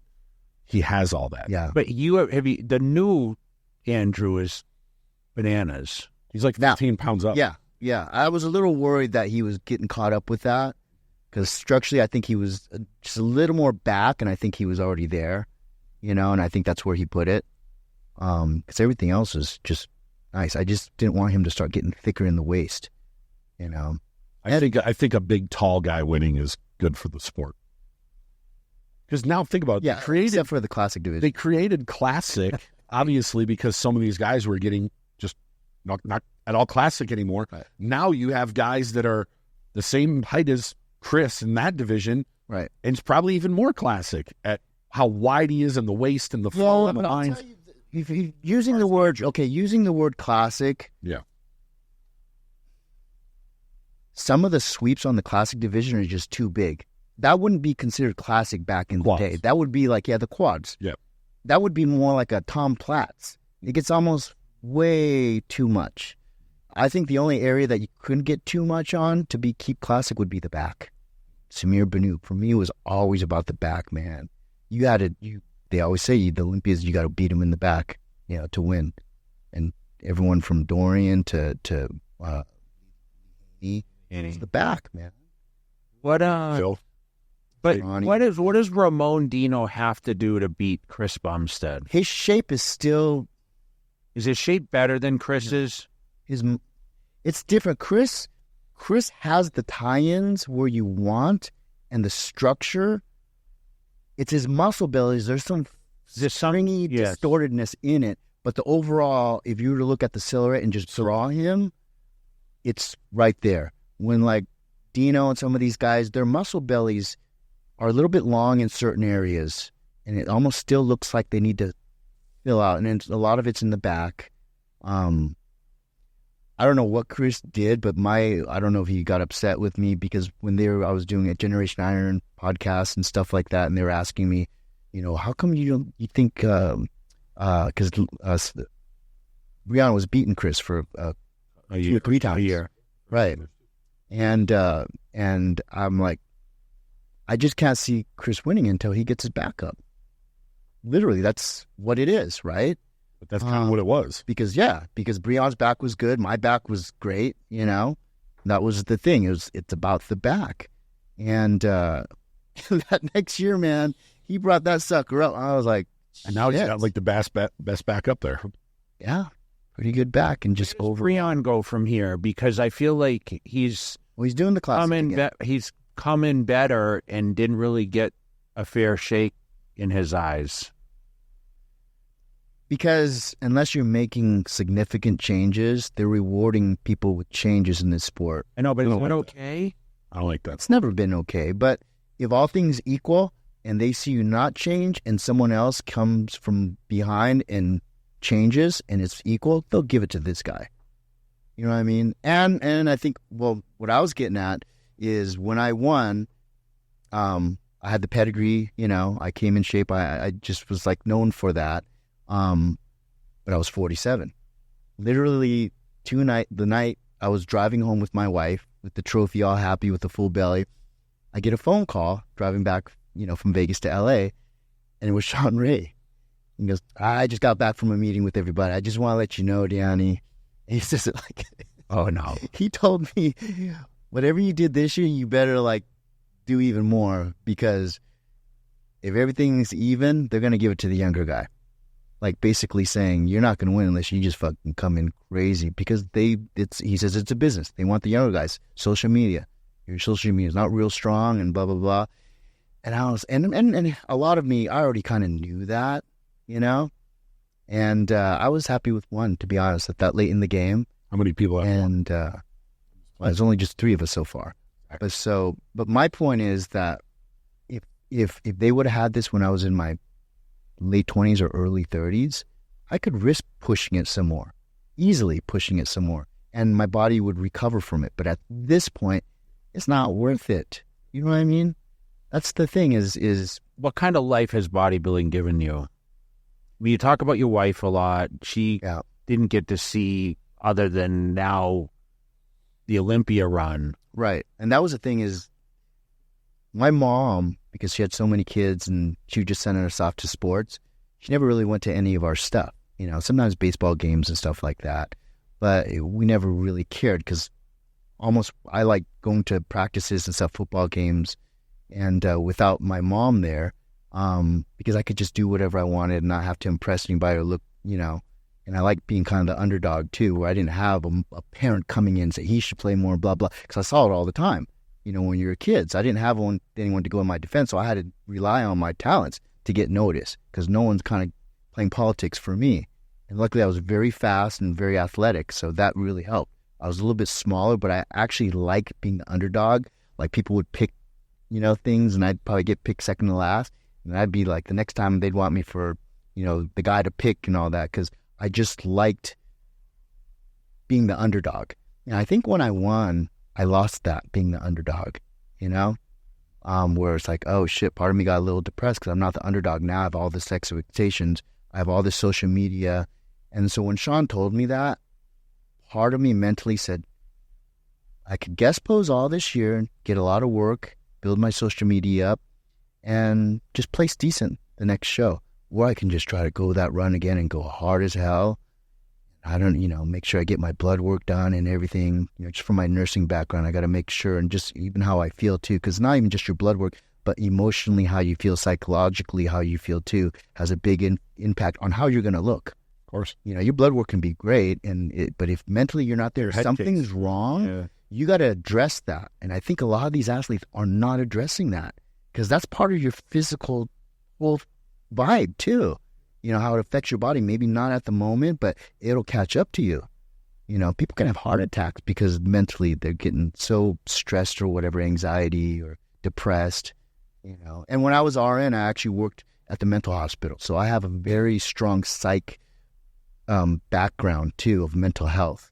But we didn't think about it as much when I was in my early 30s. And No. like, we didn't worry about, I felt like bodybuilding, we never talked about the blood works and like that as heavily because it was just, everyone was kind of doing it in a sense, I felt like. It wasn't this kamikaze and, Right. you know, John from over there is selling this guy this or that. Right. You understand what I'm saying? It is. And there was a certain... I don't know. It's weird. We didn't talk about, like, I'm sure you went to the gym and you didn't talk to Rico and Chris and Flex about, like, anything that came outside of, hey, we're eating and training and what are we doing after this? Are we going out tonight to the club? Or right. And I was very lucky because I wasn't competitive with them and I was just everybody's homie. Like, I got to go to so many guys' rooms of so many Olympias in their rooms the night before, watching them pose, what they're doing, IV drip, whatever. I got to see it all, you know, like probably more than anyone got to see, not being a coach or anything. And I would always give my advice on posing and stuff like that, you know, because I had some history in the sport. And so that helped me a lot. I'm really blessed that I had some clout, you know, getting the big contracts and stuff like that, get the exposure before social media, you know, because I already felt like I was already successful as far as putting my flag in the bodybuilding world and being at Gold's Venice, kind of being the mayor, because everyone, even if I wasn't competing, I was still connected to the sport with athletes, celebrities, and other pros coming up. But I was always in the magazines doing something because I always stayed in shape, you know, because I figure if I'm not going to be trying to put on size and big, I better be in shape. There's no excuse not to be in shape because that's what you're known for. You know, is the balance and being in shape. So with the industry gone the way it is now, why don't you coach people? Because you have to be honest, it's all about finding a good partner that could do the tech stuff. That's all it is. If anybody out there wants to split some money with me, I'm willing to do the work. I actually enjoy it. But it's very hard for me to get organized. And my wife used to do a lot of that for me, but now she's really progressing in her music, and that's her passion. And I can't ask for her help anymore with what I'm doing, even though it would make us, you know, some more money on the table that kind of leaving behind. Of course. But that's not her passion. So money is not about money sometimes. It's she needs to focus on herself and do her music. And so I need to find someone. And I've had people, like, I'd see these kids at the gym that did great work, you know, cinematographers and stuff. So, and they're like, oh, I'm not really working. And I'd help them. I say, hey, I'm around all these people. I said, you want to just come film me? And I get permission to them to go people's houses. I did an interview with Mike Tyson, asked him what he ate, what his favorite exercise was, his favorite meal, and this and that, you know. And this one guy was like, I'm waiting around to get the stuff, the content. And I'm like, bro, he's like, I just been so busy. Well, I find out that they hired him because I brought him over. Am I like losing people to the people I'm bringing over? You see what I mean? And it's just like, it's really frustrating. I even told my nephew, was like, bro, you know how many like girls you would get if I bought the equipment and you do this stuff? That'd be great, because he was still searching after he graduated from high school what he wanted to do. But he liked fishing too much, go out on the boat and stuff. But so for me, it's about getting someone that is kind of loyal, that wants to do a partnership, and that is not going to rip me off also. You know, I'm not... Organization is what you're saying? Well, some like a partner with the tech stuff. I don't know about algorithms. No, I don't know what. He's coaching, like training people for shows. Like a guy here locally is getting ready for a classic show, a top elite guy. Right. You'd say, hey, man, I'll take it over. You've been there. I'll help you with your posting, your diet, your all that. Yeah, you know you know what's weird is a lot of these guys are, I don't know if some of these coaches I've never heard of, they don't even have any experience, and they're getting a lot of clients. And that's what he's asking They're you. making a right. ton of money, too. But sometimes these guys, if I go to backstage to a show and they want to take pictures with me, especially in the classic division and stuff like that, and I tell them, hey, if you need any help, let me know who's your coach. And they say, and then the coach will be right there. I said, you know, if you need any help, you know, I could be part of your team and just ask me for some advice. You know, I could be like the coach to the coach. And that I would like to work that way even more so than directly, because directly is a lot of babysitting and them calling all the time and stuff like that. And they'd have to pay a lot for me to do that. You know, I can go train a freaking client for, you know, a couple $100 for Are you an hour. training people? Why Las Vegas? You're living in Vegas now. You gave up the Mecca dream. Tell me what the decision was. Was it the pandemic that changed your whole scope of things? We my talked wife, about this. Okay, she performs out here. That's right. Okay. Yeah, and then your show actually got us looking out here because she went with me, and that weekend we drove around and we saw some places, and I was like, hey, you know, Fraction of 5 years ago, no way. Why? Because it's changed so much, and everyone's coming here. I have literally eight, if not more, free gym memberships in Vegas. Literally all of them. Even Heels have a free membership. Lifetime Fitness have a free membership. You know? Lifetime. Oh, he needs to give you that hookup. Yeah. And so it's wherever I'm at, I'll jump in. But, you know, do you like Vegas? I do. Just the 3 months of the heat. But now I find it's cooled down, right? Just as last week. It was cold. 60s. I told you when we go back to Vegas. I didn't believe you. I'm like, it's been actually End of August. It's been so hot. I think it's going to take a little longer to shift. It's that little dog. That little dog could walk in the morning right now. I know. It was actually nice. Yeah, it'll be 60s and 70s every night from here on out. That's awesome. And you get used to it where you know it's going to be hot, so you're in your car and you schedule things more. And it seemed like it went really quick, even though it was really hot. It went really fast. This summer was actually longer because it got in the hundreds in June, where it usually doesn't until July. Yeah. Annie, you know how I know how? Because when I would train for Olympias, it was so brutal. And, you know, I start my prep in June and then July and then August. And then it was cardio, and I would actually put my bike outside at the end of August, early September. The show was always in September. It really was. Your cardio outside. And I would actually, because I was so bored of this cardio. I was already 12 weeks of prep. I just, you know, I had 4 more weeks left, and I'm like, I got to switch this up because I was going stir crazy, being locked in the house, training as much as I did. And I envied all you guys that were at Gold's Gym Venice. I'd be texting Dave and asking him, hey, what's going on at Venice? Who came in today? Yeah. And you guys seemed like you were having a great time. You had the option to go to the firehouse to get some food after. And you know what's funny now? All that. Is I go to Gold's, I just went back there, and it is definitely different. It'll always be what it is, the history and everything. But people that are still there, like kind of, you know, competing still and stuff, they're jealous of me being in Vegas. It's the opposite now, what you just said. Really? Yes, this is the new fucking Mecca. I'm telling you, dude. I feel the vibes. I feel it. But how nice is it to say, I'm in the mood for Dragon's Lair today. I'm in the mood for Torture Gym. I'm in the mood for a fit club or a, like you said, Elevation or the Factory. They're building their third Lifetime right by my house too. Third one's going on. But that's what I not only that, but UFC, because I work with a lot of the UFC guys, and I see them all around now. You know, I took Jake Shields in some of the gyms. I took him into Torture. He liked it. You know, so it's, and then you see them all, and everyone I actually get to hang out and see people from LA more here than when I lived in LA because there's so much damn traffic. They'll invite me somewhere. I'm like, dude, I don't want to deal with that, you know. You know what, how bad is it? The worst traffic here on the worst day would be like no traffic in California. Well, you went back last week. Tell me when you drove to Venice. No, man. Orange County, yeah, for sure. It was just from Venice to get to the Valley, you know, or to Beverly Hills. That's even harder now for some reason. The other day I was driving home after we shot something here. It was about 5:30. And I'm on the 215, and I'm only going 50, and I'm like, what the fuck, man? This is bullshit. But where in America at 5:30 can you even go 50 on the freeway where you're not just stuck in bumper to bumper? Right. And it used to be like the weekends weren't as bad, and the weekends are just as bad as a weekday in LA. Yeah, it's nuts.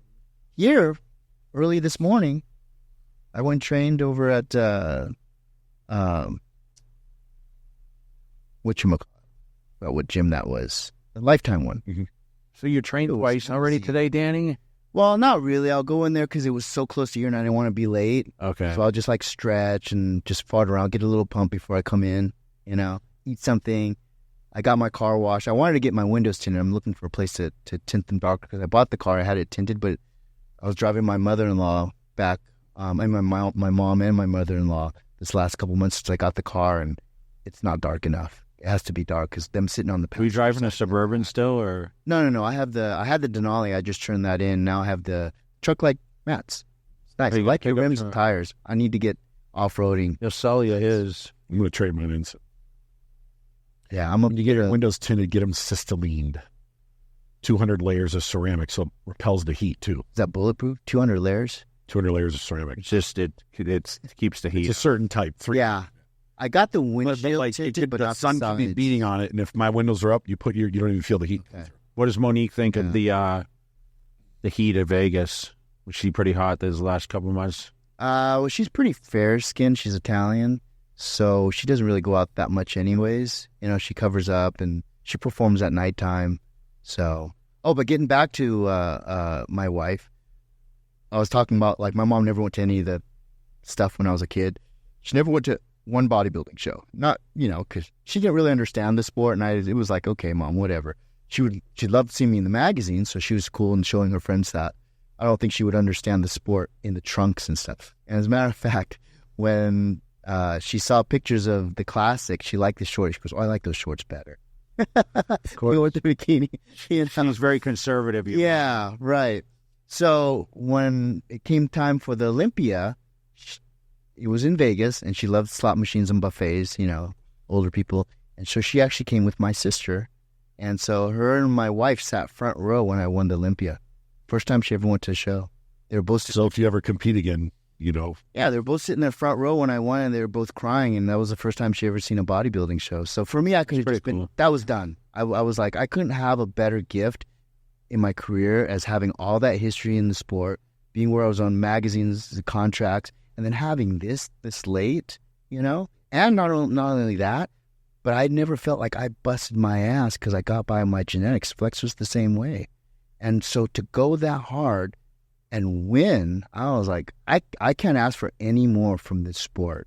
And then I got to go travel and stuff like that, which was cool. What's the coolest place that bodybuilding's taken you, travel-wise? I mean, furthest India, China, but I've traveled most of those already, But yeah, I mean, going to the Midwest and seeing certain states that I probably would have never gone to was kind of cool too. They had one show in, I think, Kentucky, and they had it at a horse stable where they used to do the horse shows. I forgot whose show with us. That was kind of cool. That's cool. Who's the greatest bodybuilder of all time? In the classic, or? No, I'm just asking, who's the greatest? This is a question we commonly ask. Well, the greatest would be in what aspect? Physique, your opinion. Physique-wise. You witnessed the Flex Wheeler 93 physique. Yeah. You've trained amongst the greats. I mean, is Schwarzenegger that 93 Flex? Better closer to the. Yeah, I would have to say Flex. Did you get to see him before that? Yeah, I was in the posing room with him, dripping with sweat. That was our routine. Charles training him, and I was working. Him and Rico would literally pick me up from my apartment. I'd still be asleep and try to wake up and run down there with a burrito in my hand, trying to eat it while we're driving to. Because I live right there on Speedway. Yeah. Little apartment over there. Was it Ed Connor's house or? No. This is after. Was Ed Connors a big? Was he a supporter of yours? Yeah, he was. I felt like because a lot of people liked me, and I was always polite to him and stuff, and I had a good physique, and I did a lot of photo shoots there. That was when they just give you all kinds of clothes to take as much as you want when you did a photo shoot. Yeah, they really promoted it. So Ed was really cool, and he knew like I got along with everybody, So I was kind of like the mayor to a certain degree. And when someone needed to come into town, he'd ask me to pick them up, like Titus and Lee and that. So it was cool. But I never thought because he was going for like the guys that could make an impact. I felt like he never respected me as a bodybuilder to do damage. I was more of just like a fitness model to him. Well, you were probably getting a lot of fitness work. I got a lot of fitness work, but he was. Did you do Perfetto and Body Alive and Hot Skins? You did all those, yeah. You remember all those? Of course, I remember Hot Skins.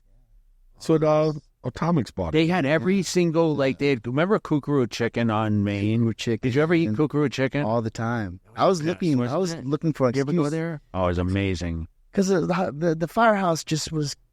I don't know. We built that place, and a lot of times they were just so cheap with us. They used to try to charge us for everything, extra cup of iced tea, now they're starting to charge and this and that. And it's just like equal, putting it was like bringing them so much money. They just weren't really treating us right. They had Crazy Wear from Stridham, Gary. I trained with Gary. I got to train with Dave. Did you ever train at Angel City Fitness? Of course. Yeah, Angel City Fitness.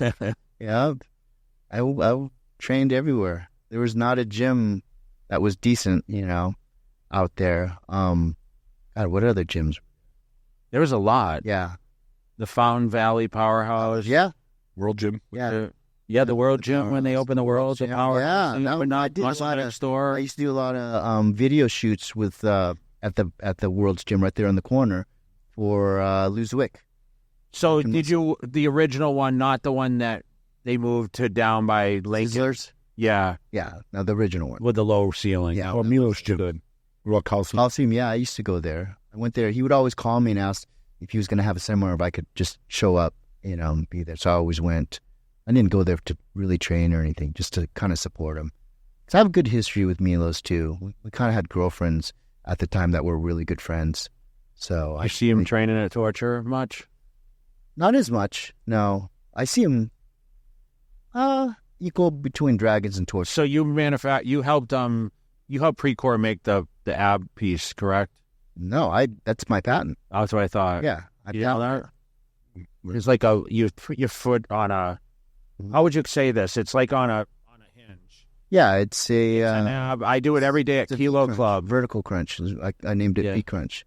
So I did, and that's how I got into designing equipment, because I have a lunge machine, shoulder machine.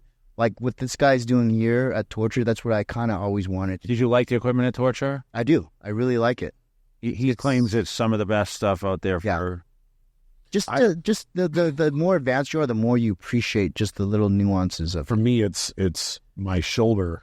I got 6 screws in my shoulder, and certain movements I can't do with dumbbells anymore. Yeah. So you lift so light, but if I go there, I can actually push weight because it's not right. It's just that's the perfect. That's key. That's what got me back and competed when I won the first Olympia at 47. I didn't know, because I thought, I don't know if I can actually do this, because I couldn't squat, and I used to love to squat, and I was pretty strong. Free squat. Why couldn't you, though? Because my knee and the spine compression was starting to get to me, and then so I would go a little bit less, but I felt like, man, I just feel like I'm doing high reps now, and that used to be my bread and butter to get that thickness in, and then they had a machine at Gold's, a Cybex machine, a leg press, and it kind of hit that sweet spot right there in that upper sweep, which I needed. Because for me, it's not about increasing your circumference. It's about changing the shape, because it's all an illusion, especially because I have small joints. If I just put on just a little bit, changing the shape, it can make all the difference. I would rather have that than 10 pounds added just in the What was this squat. Cybex Because if machine? you're not changing the shape and you just increase the circumference, you haven't done shit as far as what it looks like on stage. What was some of the equipment there? That What's the Cybex? Cybex What leg was it? press kind of felt like I was doing squats.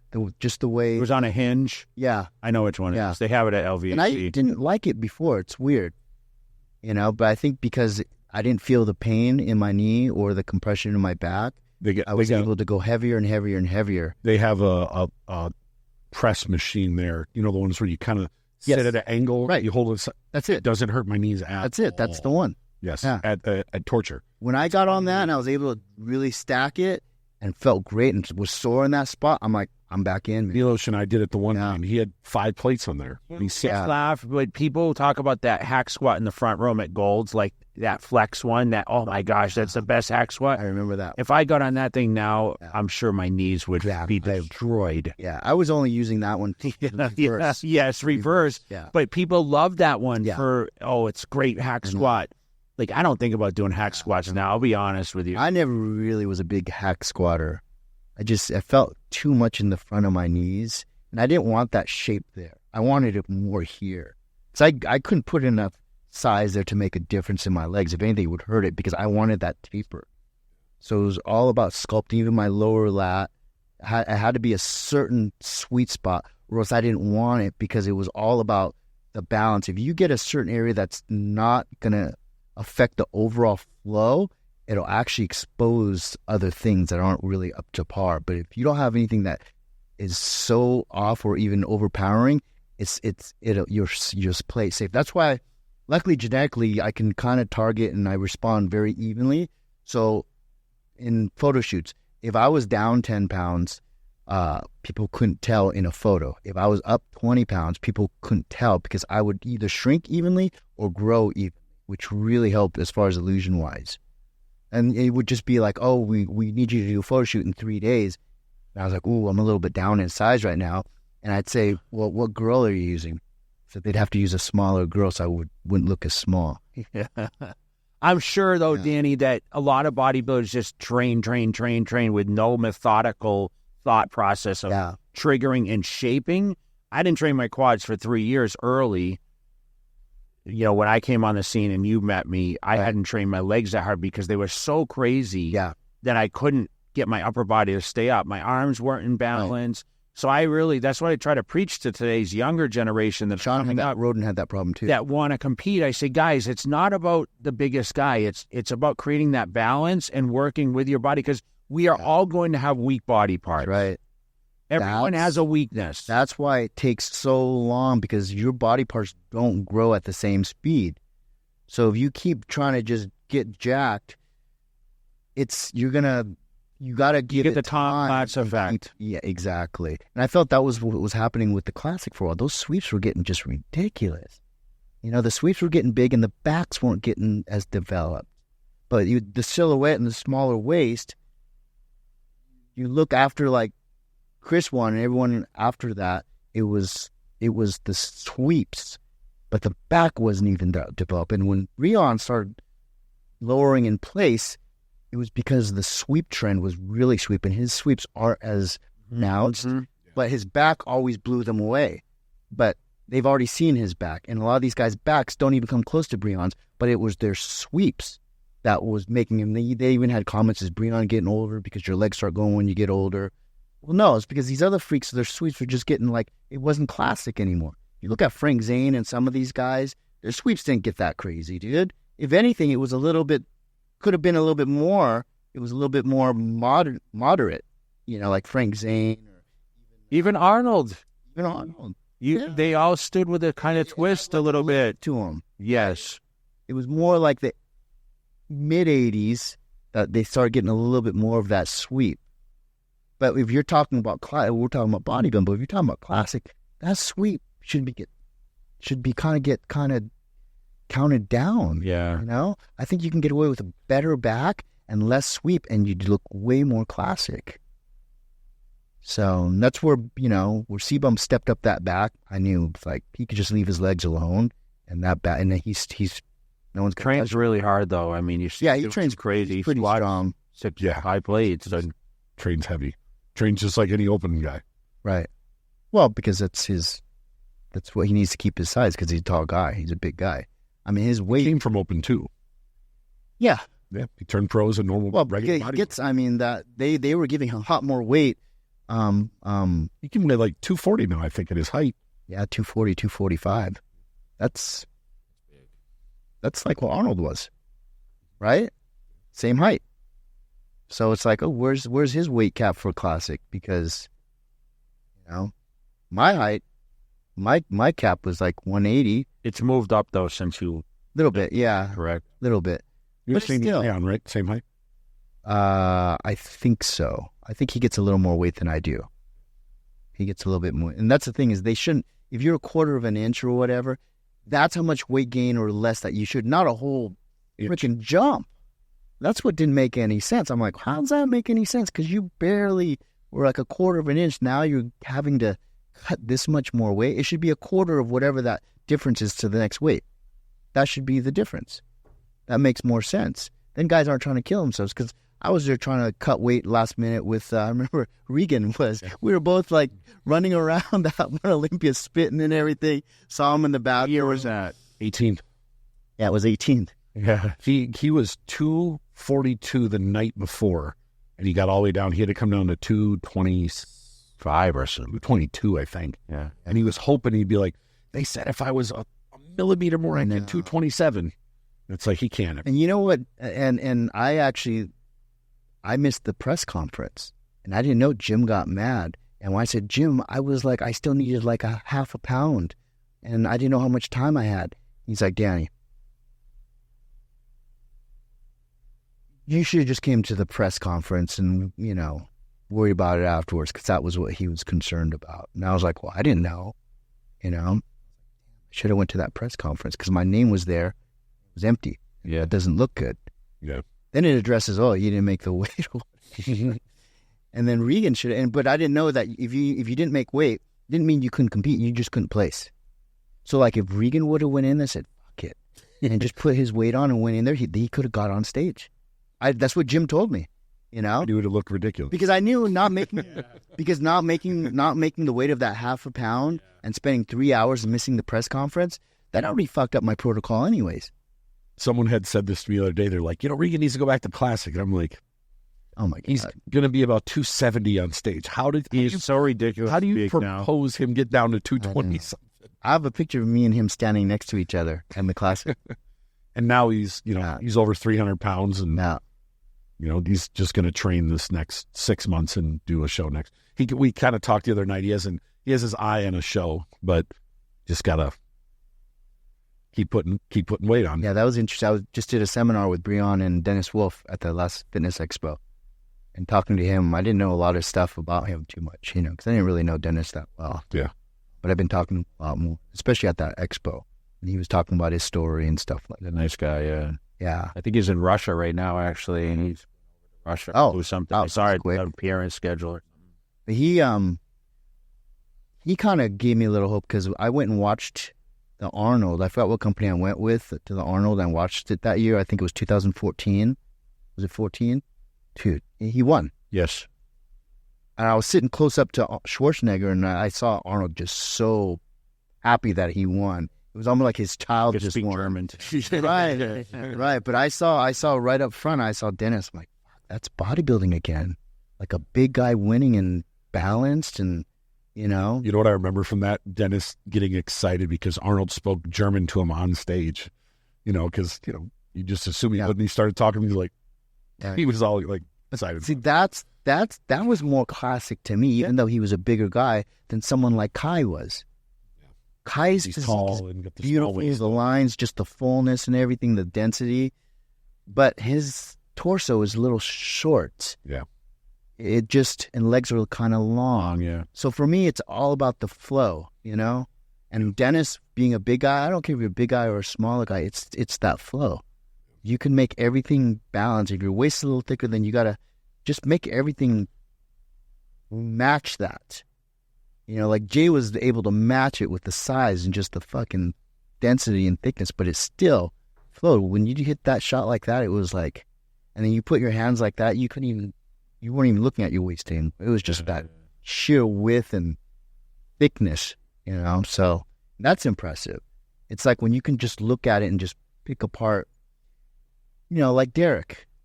There's a certain point where's he going to go from there? It just looks like you're just putting it on this smaller frame and coming in condition. Because Derek's about your height. Yeah, him and Hottie. And Hottie's like the other way with not as wide, but the density this way is thicker. Yeah, they Derek's. really shouldn't put on any more size. No. I figure with Hottie coaching in the hill, he'll agree with that. I think Hottie will show up exactly like the Arnold and not really put on more size. You got the Arnold this year? No. He looked tremendous. That Hottie at that Arnold, to me, like, Better than it would have taken Yeah. Phil or Jay at their best shows to beat it. None of these last Olympia guys would have beat it. It's just my opinion. Yeah. And I joked with Phil. I said it would have taken the 2011, 2013, like he was that good. Really? Yes. Wow. I hope he looks like that again, because then we'll have a hell of a battle, because now you have him, but now you have maybe an Andrew who might have come to his own now. Yeah. Who has the height and the width and the perfect structure. Yeah. Now it's a real apples and maybe oranges. Samson puts it together. Maybe Samson comes in peeled. Yeah. And if he's in peeled, then what? Samson's good too. Can Hunter Labrada move up? I love not having a horse in the race. I just want to watch I just want the best man to win. That's all. I don't know. I'd have to see Hunter again, but He was on my podcast. He predicted it. Nick Walker did too. Andrew Jack did. A victory where? At the Olympia, they all said they're going to win. Oh, yeah. Nick should have victory. What are they going to say? Like Coming a to fighter, lose. like a fighter, you know? But they play so high already that it is anybody can win. It's anyone's game. You know? And that's the thing. It's just, I'm trying to think of, I just saw Hunter and where he is going the wrong way and where. Well, he's competing in a week. Oh, he is. He's competing. He has to qualify. Because he has to knows. qualify. Well, I guess it was at his show in Texas. Chris Cormier was there recently. He guest posed. Who guest posed? Hunter LeBron. Oh, Hunter did. Well, I saw Hunter when we did that thing with Steve at Torture. And he stripped down. He put weight on for sure. You know, I don't know. I like Regan's shape better, to be honest with you. I mean, Regan's probably got the best shape in open. Yeah, but he's not big enough in their eyes. He's not big enough. See, that's where it's like, for me, it's like, fucking, how big do you have to, where you give up the shape? I say this to, look, and I'm not comparing him to anyone else, but he was 260 pounds and he's too small. Yeah. Ronnie was under 260, several Olympia wins. I don't think Lee ever hit 260 on stage. Right. It's evolved to where he's got 255, 54, 09 quad stomp year right there. Well, you look much. Yeah, so that was Regan's got to be 575. But 15 pounds is a lot of weight. He's 6 feet. He's 6 feet on the nuts. But, I mean, 15 pounds is a lot of weight to put on still. It's a lot of weight. It's kind of discouraging, Danny, a little bit when you're that big and it's like you. It's like, okay, where does this... You're like, okay, I'm 47. Do I make a run at it?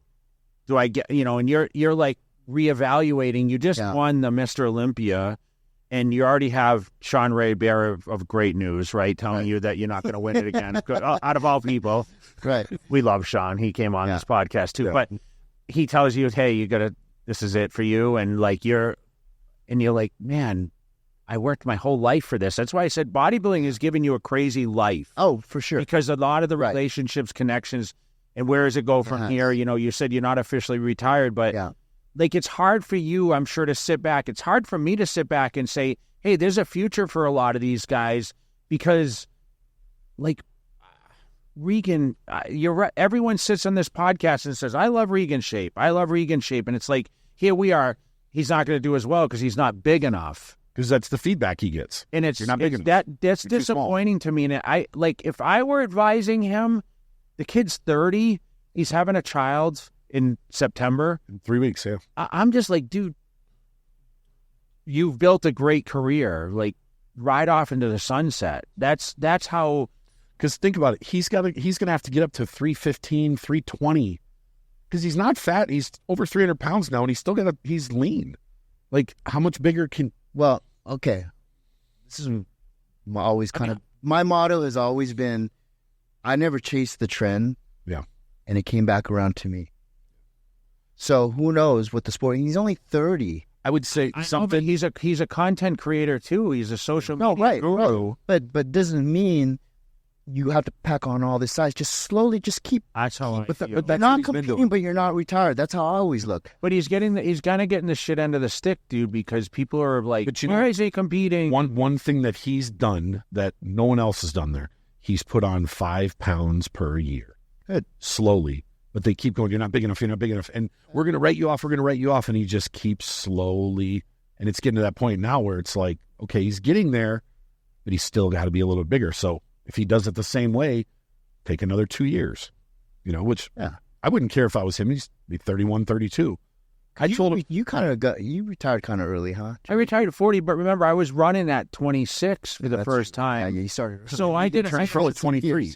Right. Yeah, and I had a 10-year gap of like really dominating and competing against the Ronnies. I had a highlight reel of what bodybuilding should be. Yeah. It's kind of like a storybook thing, and I walked away. Granted, I fell down a little bit, but to be honest, I mean, I finished second to last at the Olympia, tore a bicep to Phil Heath, and then I came back and finished sixth with my worst placing in 12 years. So I was blessed because I was able to walk away and do all the things, the guest appearances, and then of course social media came about, and I owned a business, and I just pivoted to the next thing, which I don't think a lot of these people have opportunity to do that, unfortunately, because I had the accolades. I had Olympias, and I had a lot of second places to the greatest guy that. Right, but like what you were saying is why I've been able to monetize outside of bodybuilding more than I appreciate that. Yes. And so what the missing ingredient for me is, and that's why I was able to kind of do what I did with the equipment. I had gyms and all this other stuff, but I stayed within fitness. But my base was always bodybuilding, and that's what everyone knew me for. I remember one time when Mickey Rourke didn't even know I wasn't even a pro, and I felt a little bad because he was talking to someone, and they were like, oh, "Danny's not a pro," and he's like, "It confused him because he saw me on covers and everything, and I got a little embarrassed. Well, you never bragged about IFBB pro, did you? No, hell no, I never. Hey, look, Michael Hearn. He's not an IFBB pro. Oh. No, he's a pro natural, isn't he? I don't know. I just know it's only one pro. It's IFBB. Yeah, either that or it doesn't count. No, it doesn't. Paul's show doesn't count because he's invited me. I remember Lee invited me. He's like, "I'll pay you this much." I'm like, "Give me the money in advance, and then I'll think about it." I'm not fuck yeah. He called me up. Who do you want to shout out before we jump off? Anyone? My wife, Monique. Mo Music. Probably singing right now tonight. No, her mom's in town. I think she's singing. Oh, today's Saturday. Tomorrow. Okay. I think tomorrow. Where does she sing at? All over, different places. I think she will be, not this weekend, but the next weekend, she'll be at the Composer's Room. It's a place where she can actually practice. Because some of the places is expensive and she doesn't want to invite people to see her sing and spend money. Are you a night owl? I am. Okay, that's what I was going to say, because we were talking about shooting this podcast last night. Yeah, I didn't know how late it would go. And I was like, we'll just do it today. Oh. Because yesterday Jay came down here, and then at a certain time he goes back. And I'm like, I don't want to. I'm 30 minutes from 30 minutes. Oh, yeah. So that's why I was like, all right, let's just do it tomorrow. And I said, I think Danny's a night owl. Night owl. And you were kind of surprised that I drove in the middle of the night to Anaheim. No traffic. Right. No, I like that. Exactly. Yeah, so, I don't know, shout-outs. All your supporters. All my supporters that I'm losing because I'm not posting. Get on there, man. Well, this is going to give us a... Yeah, I honestly think I literally would have millions if I was to post like half the shit I do that I'm privy to. Of course. I really do. Share a lot. Some of the coolest stuff. You know, I'm doing executive protection now for the Raiders. Just signed the deal with that. You know, I was doing executive protection. They had a scrimmage a game last night. Yeah. I saw they did a crazy... did you see the ball tossing to close the game? Uh-huh. Dude, they must have... Probably 20 guys had possession of the ball. Like, they were throwing it all over the place. Yeah. It was like rugby. It was crazy. Yeah. Yeah, that's fun. Yeah, so, you know, I need to get on top of that. Even just going shooting, and I teach people shooting. I go to their homes, very wealthy houses, and I set up the security, and I teach them how to CQB, you know, if someone's in there. You got a bunch of guns, you go shoot them. Yeah. I have a bunch that haven't been shot. They're still... Yeah, and listen, we'd love to get you back on maybe to analyze a couple of these. I was going to say, before the Olympia, we should do these classic predictions so we can lose friends. Yeah. I will never give them... And so, like, especially Generation 9, they love to take little bits and all there. And it's like, oh, shit. Now, see, shout out to Generation 9. Of course. Oh, sorry. Yeah, I call it gastrointestinal. Exactly.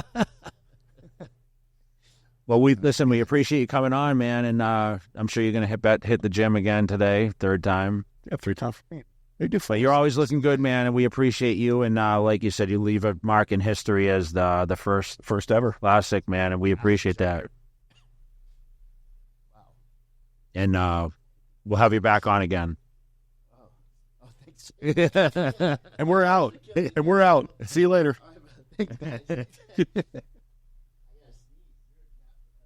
Yeah, just